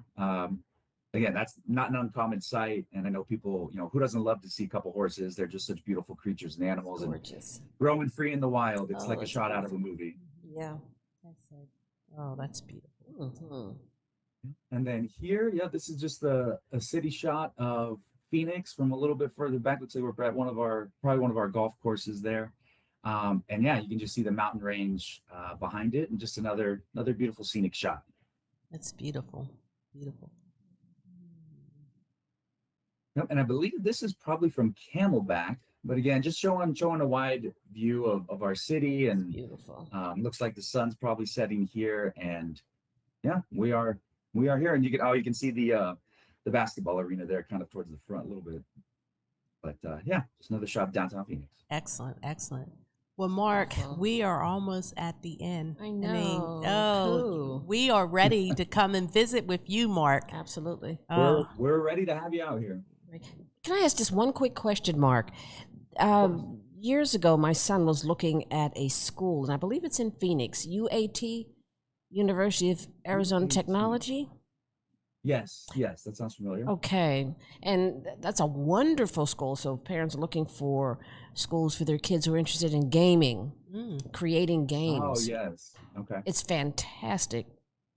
And that was in Phoenix In Phoenix, yeah. And he opted for Pitt, but okay. I was ready for Arizona. I was ready for Phoenix. Well, hey, he can still reconsider. That's right. Like I said, people are moving here in droves. So yes. Yeah, it's very nice. It's school. a beautiful city too. Mm-hmm. Absolutely. Look at that. That's beautiful. Well, Mark, before you go though, please give us your socials. Give us for Visit Phenix, the website, your socials. How do people get in contact with you so that they can start making plans to be one of those who are coming in droves to visit with Phenix? Yeah, absolutely. You can reach out to Visit Phenix at Visit Phenix on all of our platforms. Instagram is probably our most active one, but yes, it's at Visit Phenix. You can visit our website, visitphoenix.com. You can contact all of us through there for different needs, or if you just want to learn a little bit more, there's a ton of information on there. And then again, you can reach out to us, to the comms team, where our emails are on there as well, and you can find us. But yeah, please do. We are happy to answer any and all questions, and welcome everyone to beautiful, sunny Phoenix, Arizona. Sounds like a girls' trip. It does. It does. And Mark, thank you so much for being with us. Thank you. What you showed us, the explanation to the wonderful aspects of Phoenix. I tell you, I haven't been there in a long time, but I am well overdue. Yes, we to are. come back to your fair city. And thank you so much. Great information. We really appreciate it. We'll let you sign off, but have a blessed day. And thank you so much for being here. We really appreciate it. I'm excited about Phoenix. We may see you right, soon. Francine? Yes, indeed. Yes, definitely. Francine, Rita, Michelle, thank you all so much for your time. Thank and you. yes, Thank you. welcome to Phoenix, and we will see you soon. Excellent. Thank you so much.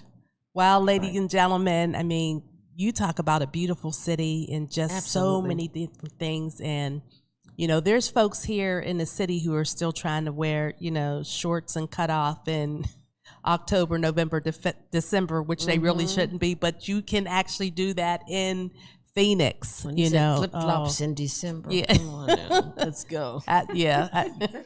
Just as, and I understand now the concept of the winter birds. What do we call them when they go to, you know, when they're leaving the cold weather and going into? We just had the name. Yeah, it just left me, but I understand that concept now. Yes. I didn't really understand it, you know, I think when I was younger, I'm like, what are you talking about? But now I do, because you end up being able to experience the whole U.S. Right. So, you know what I mean? In different aspects of it. It's on the tip of my tongue. It'll come back. But ladies, we're at the end of the third segment. We're going into our fourth segment, and guess what? Oh my we are goodness. going I'm to ready. Africa, Zimbabwe. We are going. So we're going to take a short break, and when we come back, we are going to get a lot of great information, and we're going back to the homeland, Zimbabwe. Which I am excited, because I know there are a lot of people who are experiencing different parts of the continent of Africa. And I know we're not supposed to talk about this, but even our daughter months ago was in Africa riding camels and, you know, living in the desert and all that stuff like that. So I know more and more people are interested in going back to the continent of Africa. Yes. And they are exploring a whole bunch of different countries within that. So Pittsburgh's DSEN, we're right on top of it. That's right. You know, and so when we come back, we will have Mr. Shadrick. I don't want to pronounce his last name because I don't like to butcher people's last name. Luyanga. Okay. And so we will have Shadrick, and he will give us all the great information. So please stay with us. We'll be back shortly.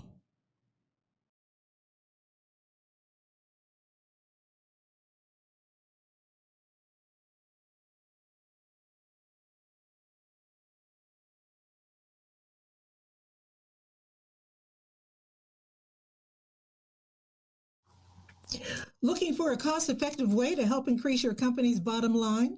Look no further than Soul Pit Media. With our award-winning print, internet, podcast, and Soul Pit television options, we can help your business get to that next level. For more information, contact Craig Dawson at 412-407-7685. That's 412-407-7685. And let Soul Pit Media take you to that next level. Business owners thinking about back-to-school promotions and replacing summer flavors with pumpkin? What about your taxes? Reduce your stress and tax liabilities by planning for tax time now with Cameron Professional Services Group. CPSG takes your goals, values, and visions to create a custom tax plan catered specifically to your business. We work closely with you to ensure that as your business grows and goals shift, so will your custom plan. Located in the Hill District in Pittsburgh, PA, CPSG is a CPA and consultant firm, providing services in accounting, auditing, tax planning and preparation, community development, and operational management. Call Cameron Professional Services Group today at 412-251-0607. Have you had the Beat by Niche experience? Beat by Niche is one of the top makeup artists in the city of Pittsburgh. She's touched the face of Cardi B, love and hip-hop personalities, and various Steeler wives. If you have not sat in her chair, What are you waiting for? Visit beatbyniche.com to schedule your special makeover for all occasions: weddings, graduations, proms, photo ops, and more.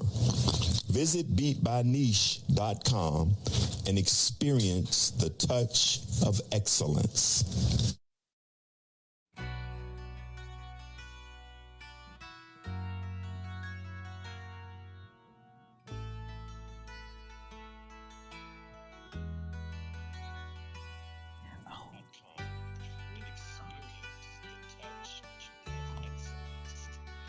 Zambia and Zimbabwe. It's two separate.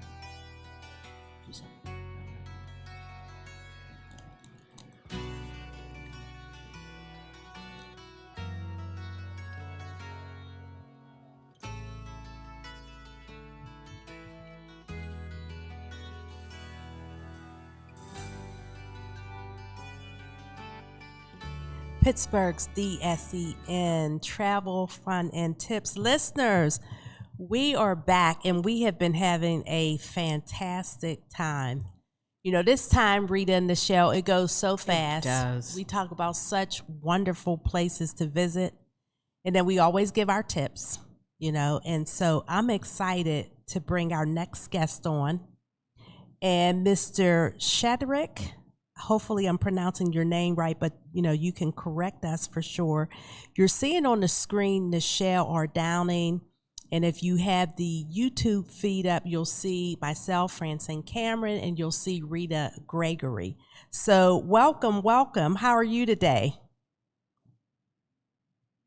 I'm glorious, thank you. Excellent. Good evening from Zambia. Yes. Evening. What time is it there? It's 7:38 p.m. 7:38 p.m. So thank you so much for joining us, because it's 1:38 p.m. So you are literally 6 hours ahead of us. Yes. So thank you so much for joining us. And tell us, how did you pronounce your last name? It's simple, Luyanga. Luyanga. We were close. We were close, but we tried to be respectful and not, you know, mess up the last name. So excellent, excellent. Again, thank you so much for joining us today. And you're going to talk to us about Victoria Falls. Oh, yes. Exactly. Excellent, excellent. And then you're the founder. Tell us about, is it Luciana Tours? So tell us about that. Yes. Okay, so Luciano Tours birthed right here in Victoria Falls area. 18 years this year. Congratulations. It started as a transfer company, like a chauffeur company. Then later grew in 2013 into a tour operator, and has further advanced into a destination management company. So we cover the destination Zambia, Zimbabwe, Botswana, Namibia, and all the way to South Africa. Excellent, excellent. I love it. And when you talk about, you know, it seems like you have full circle of services. How do people get in contact with you? You know, are they talking about coming to visit for a week, 2 weeks? You know, what type of tours do you usually have? Okay, maybe to break it down from the beginning. Okay. Africa is a continent with 53 countries in it. So when you are visiting Africa, you need someone who's streamlined to what you are specifically looking. Yes, for sure. Is it just adventure, or you want a combination of everything? So what we do is we look at your travel dates. We engage you on your interests, your wish list, bucket list, and then we work around what you want to achieve at the end of your stay. So it can be from as little as 4 days, or 5 days if you include travel time, to as long as 2 months. Wow. If you want to spend that long here in Africa, we'll craft something that will work best for you. That's great. And will take you places. Excellent, excellent. Well, you sent us a video, so I like to show the video, and we're going to mute the volume so that maybe you can narrate and tell us what we're actually seeing. All righty. So just give us a minute to bring up the video.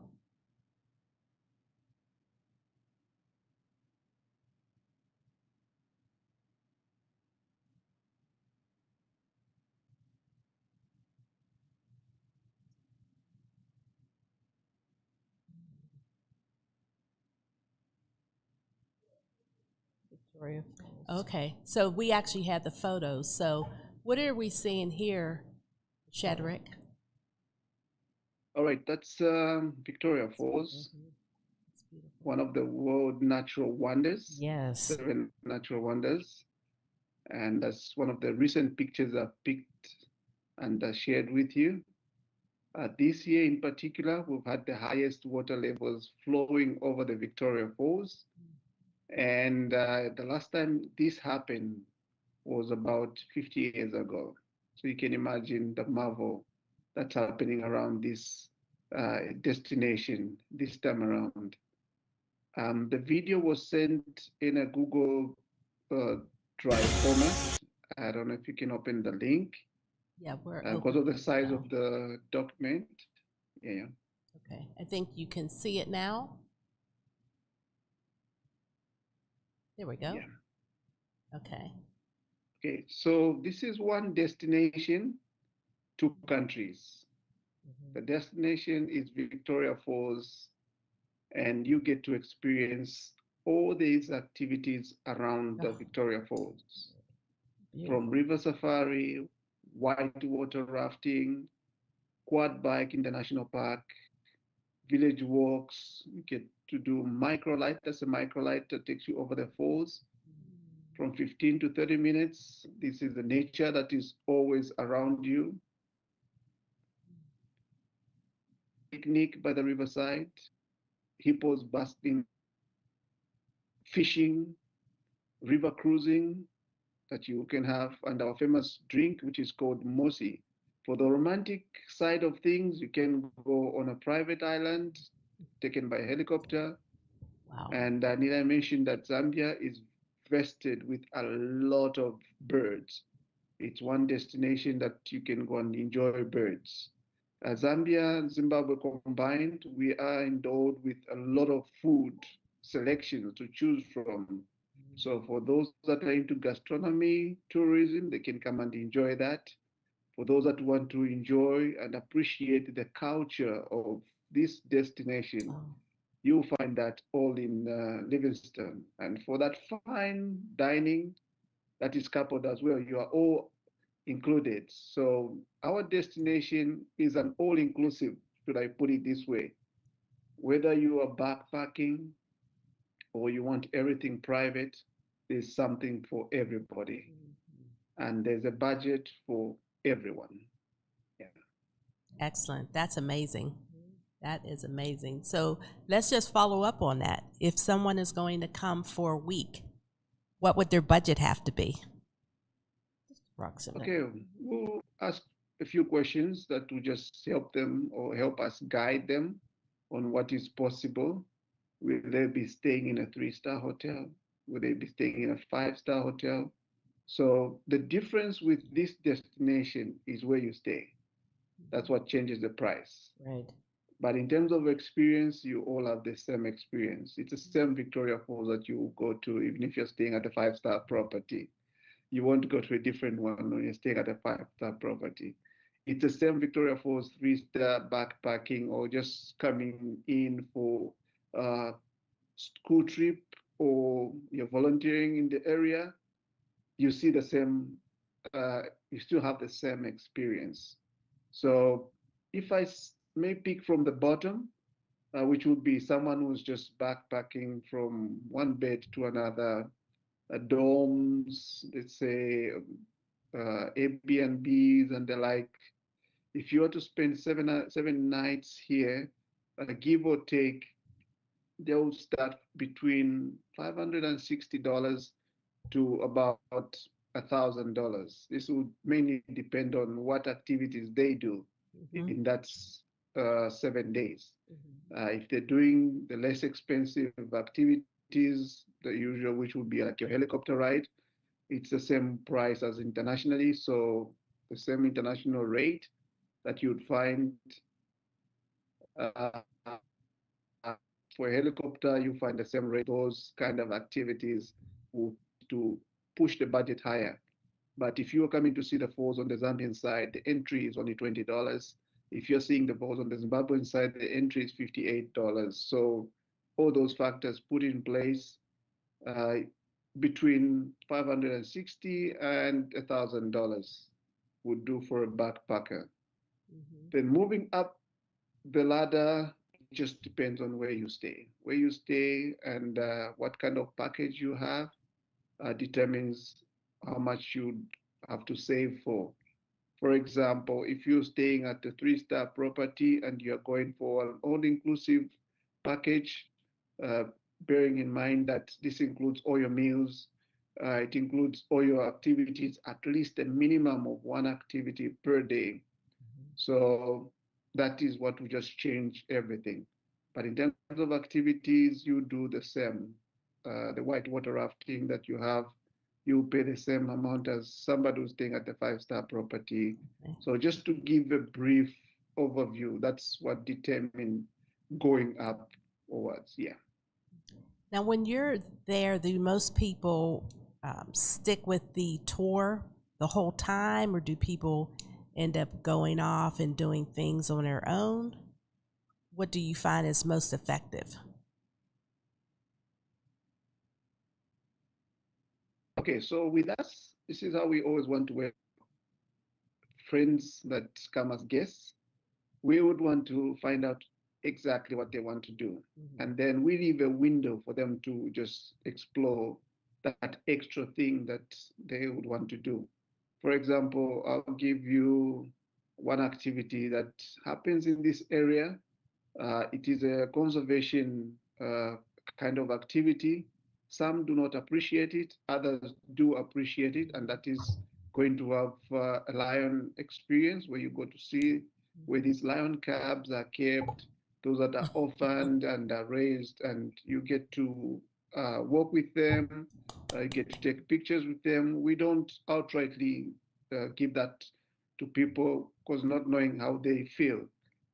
And we'll leave a day or two for them to just decide for themselves what extra activity they would want to do.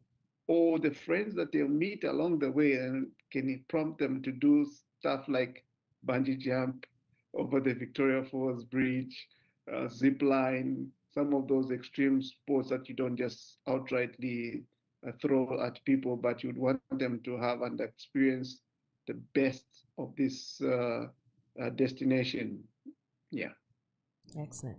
Well, I'm excited about the Walk with the Lions tour. That's one thing I've been wanting to do. I have several friends who have done it. And it's, oh my goodness, it's so, I will be coming over. Not so many people appreciate that, so we don't put it there. But we'll give you room to decide, to say, I want to do the Lions, I want to walk with them. Yeah. Oh, I would love that. Yes. Let me ask you one question. Are visas required for Zambia, Zimbabwe?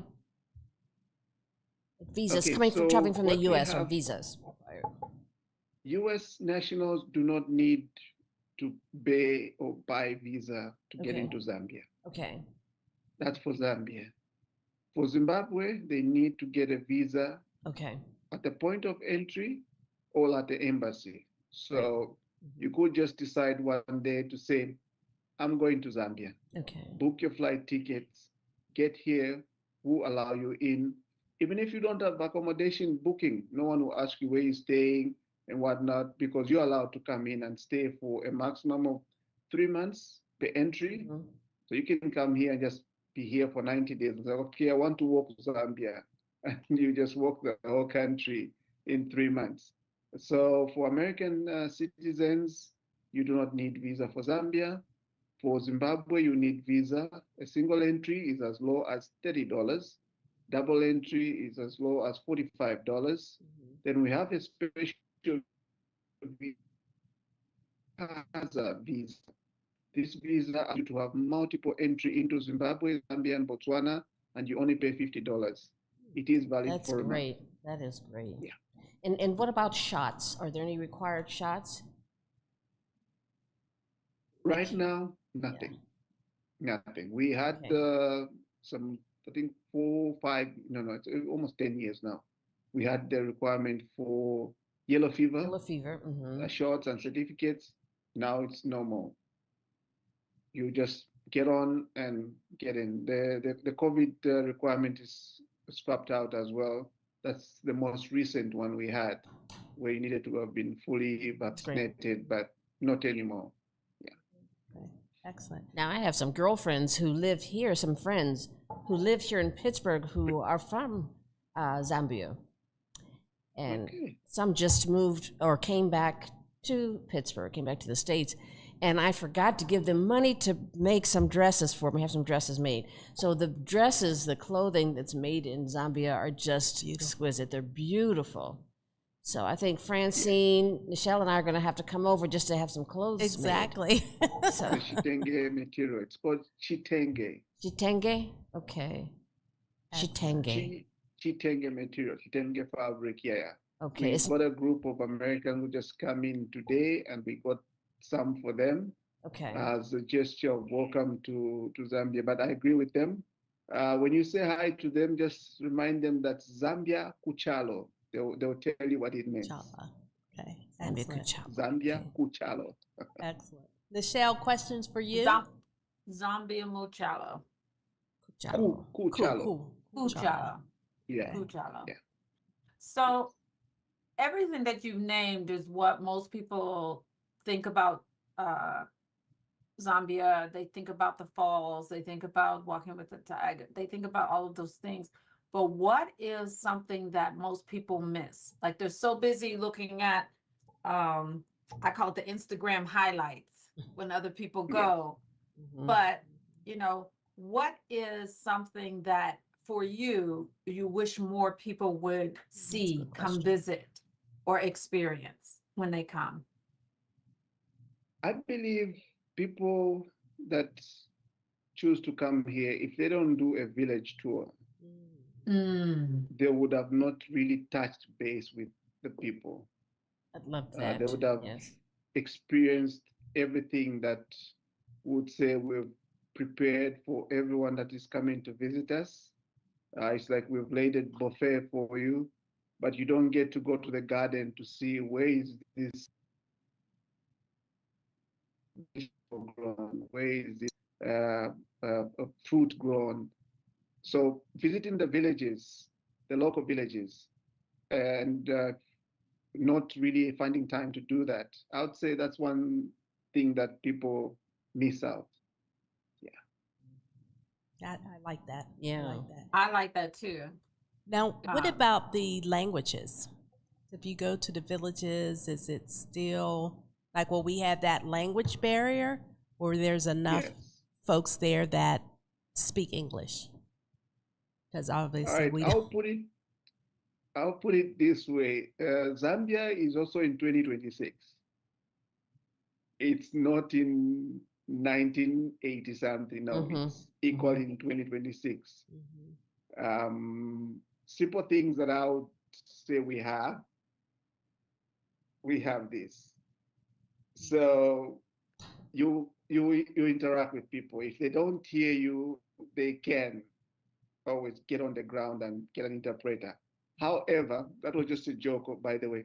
However, we have guides that will go with you. We don't let you go alone. No, we take you, because if you go alone, you might get lost, and not lost in a bad way, but lost in translation and not really understand. But one beauty thing I'll tell you, and you can ask your Zambian friends, Rita, how sweet, warm the Zambian people are.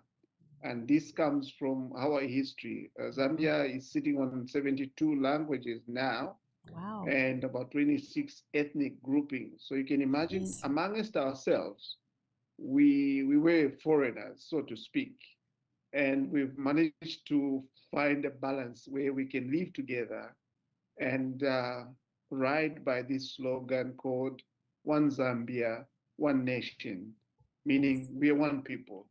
Great. Meaning the next person that comes to visit us will find a very conducive environment where these people are not at loggerheads, they're not having any friction, they're happy with each other. You joining us, you enjoy. So on our tours, we take you with someone that can interpret for you, just in case you miss something.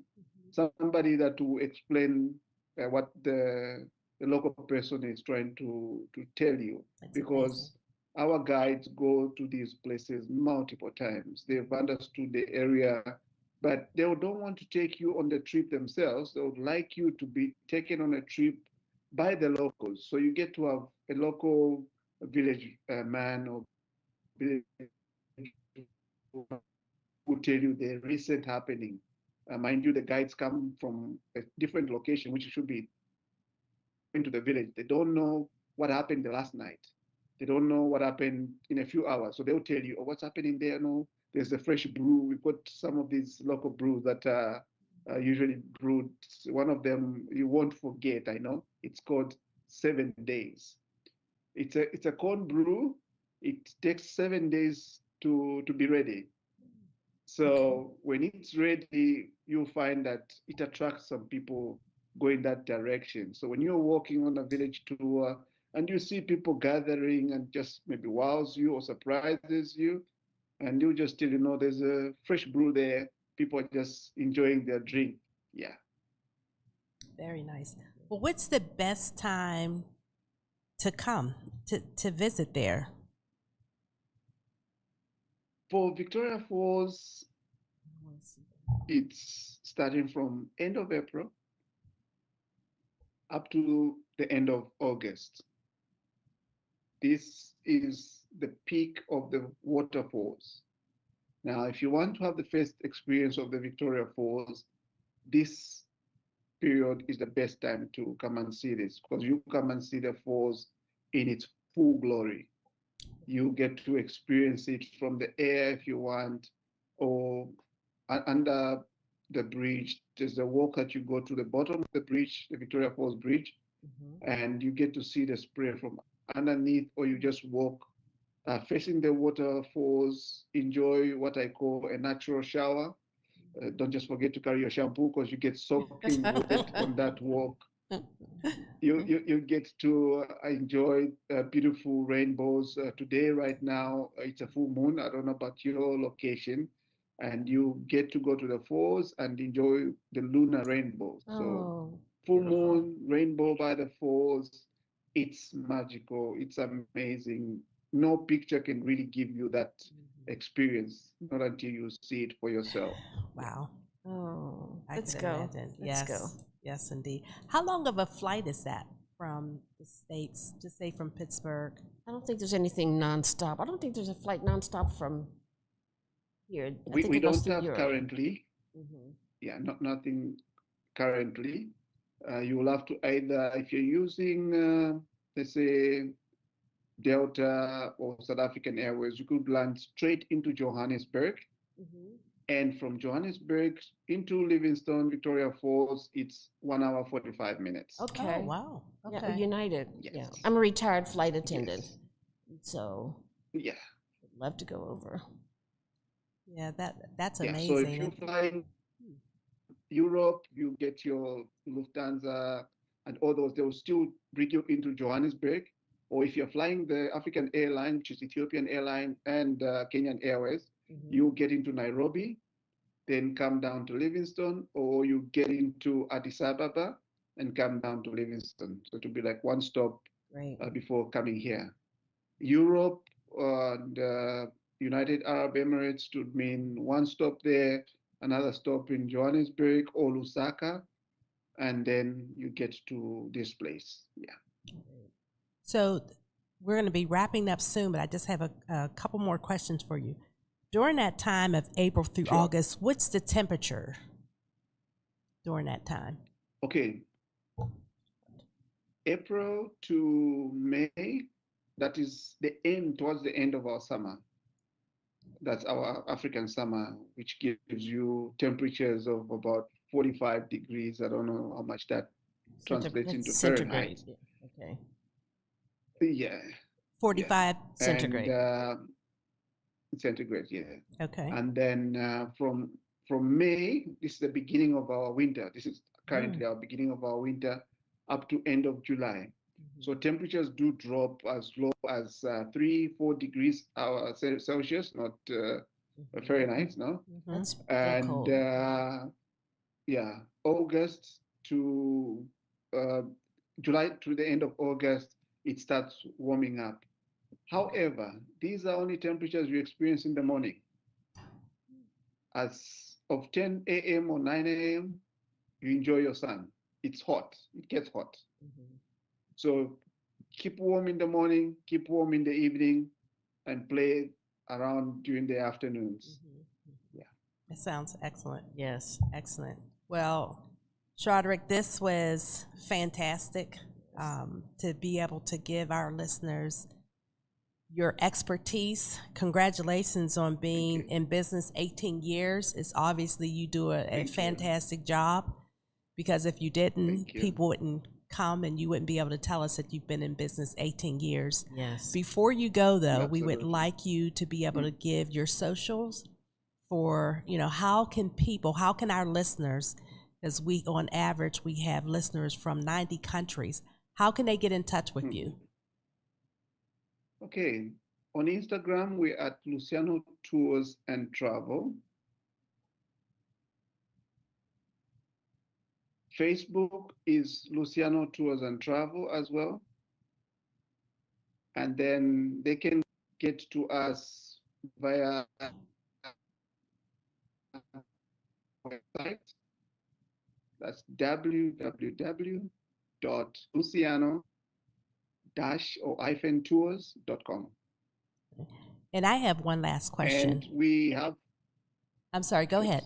Go ahead, I'm sorry. Yeah, on our website, they can get to our WhatsApp line and they'll get instant responses. Our team love to chat. They appreciate to have that one-on-one feel where you get to give us all your questions, the sweet, sweet questions, because you don't know our destination and your imagination is narrowed down to a comfortable experience. Yes. Okay, great. So my last question is, where did the Luciano come from, the name of the company? Luciano has got a sweet history to it, one that you won't believe, but it is an Italian name. So Luciano is the name of my firstborn son. Oh, excellent. I love classic music. And I love the late Luciano Pavarotti. Yes. Yes. So I named my son after him, Luciano.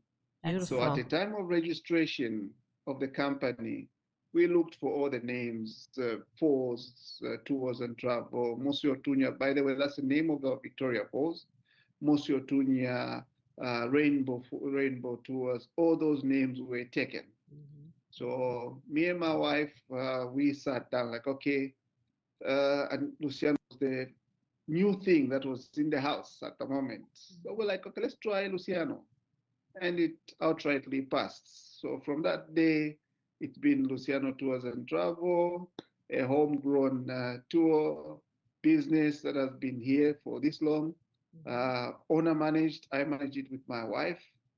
And this is where we are. Thank Excellent. You. I love that. It's I love beautiful. that. Absolutely. And so we're assuming your son is about 18, 19 years old? 18 this year, and he's going to pilot school. He wants to be a pilot. Excellent. Very good. Excellent. Very good. Fantastic. Well, My oldest daughter is a pilot. My oldest is a pilot. So fantastic. And she's she's pretty extraordinary. Nichelle's daughter is, in a pilot in the military. Right there. Yeah, nice. yeah. She's a Very pilot nice. in the military, and Yes. I mean, Okay. That's yeah. a whole new level. Yeah. Yeah, that's what I'm. That's why I right. said extraordinary. Yes. Well, Shadrick, thank you Thank so you. much, and for sharing your wonderful countries. Victoria Falls. It's fantastic that you and your wife are in business together. Actually, my husband and I are Right. as well. It's a blessing to have you on. Yes, it is. Me, Nichelle, Rita. You might see us sooner than you think. That's right. You might see us sooner than you think. It's You been a got my wonderful. contacts. Book your tickets, and maybe just in conclusion, we actually birthed another business, which is just a year old. Okay. It's a lodge now, a boutique lodge, called Kulala Stays Lodge. Could you spell that And for us, this please? is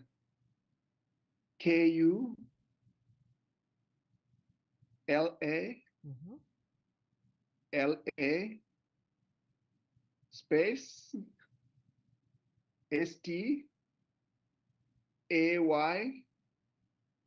STAYS and then lodge at the end.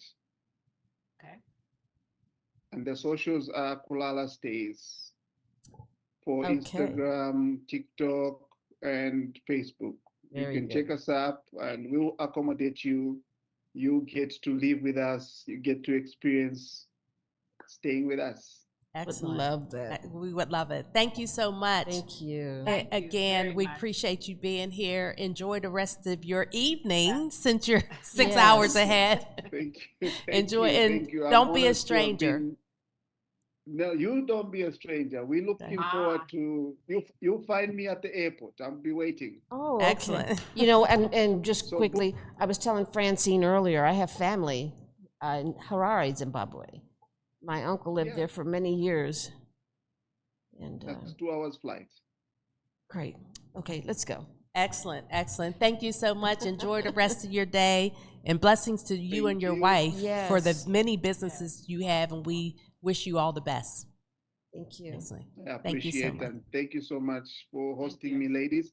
You have a good one. All Thank right. you. Thank you. Bye bye. Bye-bye. Bye-bye. Okay, bye-bye. I tell you, Rita and Nichelle, you talk about Black businesses, African businesses at the highest level. Mm-hmm. And, what a wonderful backdrop in terms of why the business is named what it's named. I know. You I know, I love mean, that. I'm glad that I asked the question. I'm always curious, even beyond the travel of, people's experiences, so this was an excellent segment. Can I just say this? Pittsburgh's DSEN, you do an excellent job of getting the specialists, these actual experts in these locations. And the reason why I say that, even as a travel agent, right? And I have, I have to contact my representatives who I have and have, and that's where relationship building comes in. And, to find out all these things. But here you are, open to the public, giving out this information. I said it to the gentleman, but it really is true. People are choosing destinations looking at people's Instagram highlights. That's right. That's right. And no fault of any of these cities or states either, or countries, but they have 3.2 seconds to get someone's attention. So That's of right. course that they're doing the best they can. But you have these people on who can really speak to the location. Yes.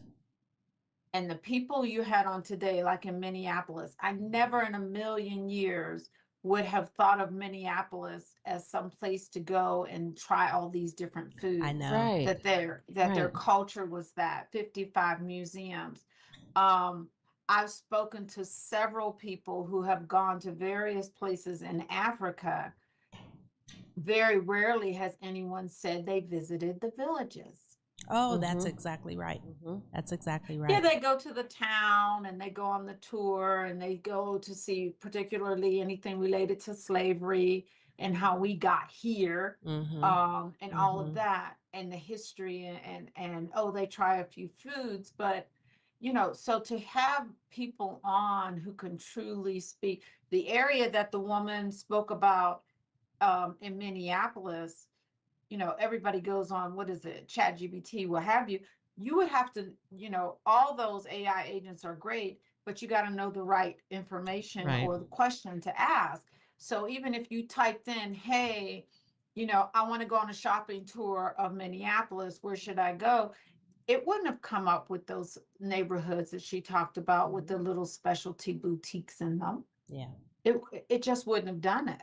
And so I just want to say kudos to Pittsburgh's DSEN on getting not just the people who handle the tourism, but people who actually live and breathe these locations and that you're coming up with. So kudos to you.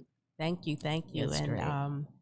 Our staff at Pittsburgh's DSEN, they're very, very good. And so I will make sure I convey that to them. Well, ladies, we're at the end, you know, of a fantastic show. I just want to let everybody know that our next show will be June 27th from noon to 2.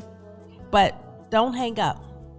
Don't click off. Stay right where you are, because the Best of Soul Music is going to come on from 2 to 6. Oh, my Saturday morning clean. There you go. And Old School Jams from 6 to 11. Yes. So as Nichelle said, you can run around, still have us on in your car, on your phone. You can enjoy the music, because we are a 24/7 music, entertainment, radio station platform. So we have a lot of great content, from the travel show to Dr. Linda Bing's conversations to Soul Take. I mean, we have it all here. And sports. Sports, all different type of entertainment. So please stay where you are. Do not disconnect.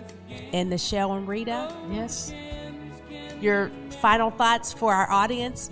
Just a great show. Ready for a great time. Ready to go home and dust off that suitcase. That's right.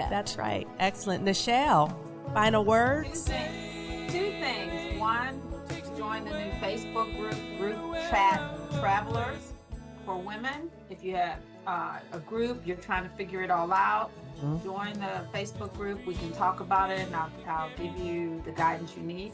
The second thing is, if there's any place on the planet that you have thought about or you're curious about, you think you might want to visit, you're not sure, make sure you get that name of that place, text, call, or email Pittsburgh's DSEN, and their experts will find somebody who breathes, sleeps, and eats whatever that location is, and you will get to find out and know all about it. Excellent. Yeah. And on that note, I want to wish everybody a blessed day and enjoy the rest of your day. And like I said, don't go anywhere. Best of Soul, 2 to 6. Old School Jams from 6 to 11. And so if you like soul, you will love our station. Yep. This is the place, as Miss Rita Gregory stated. And on that note, goodbye until next time. Yes, bon voyage. Bon voyage.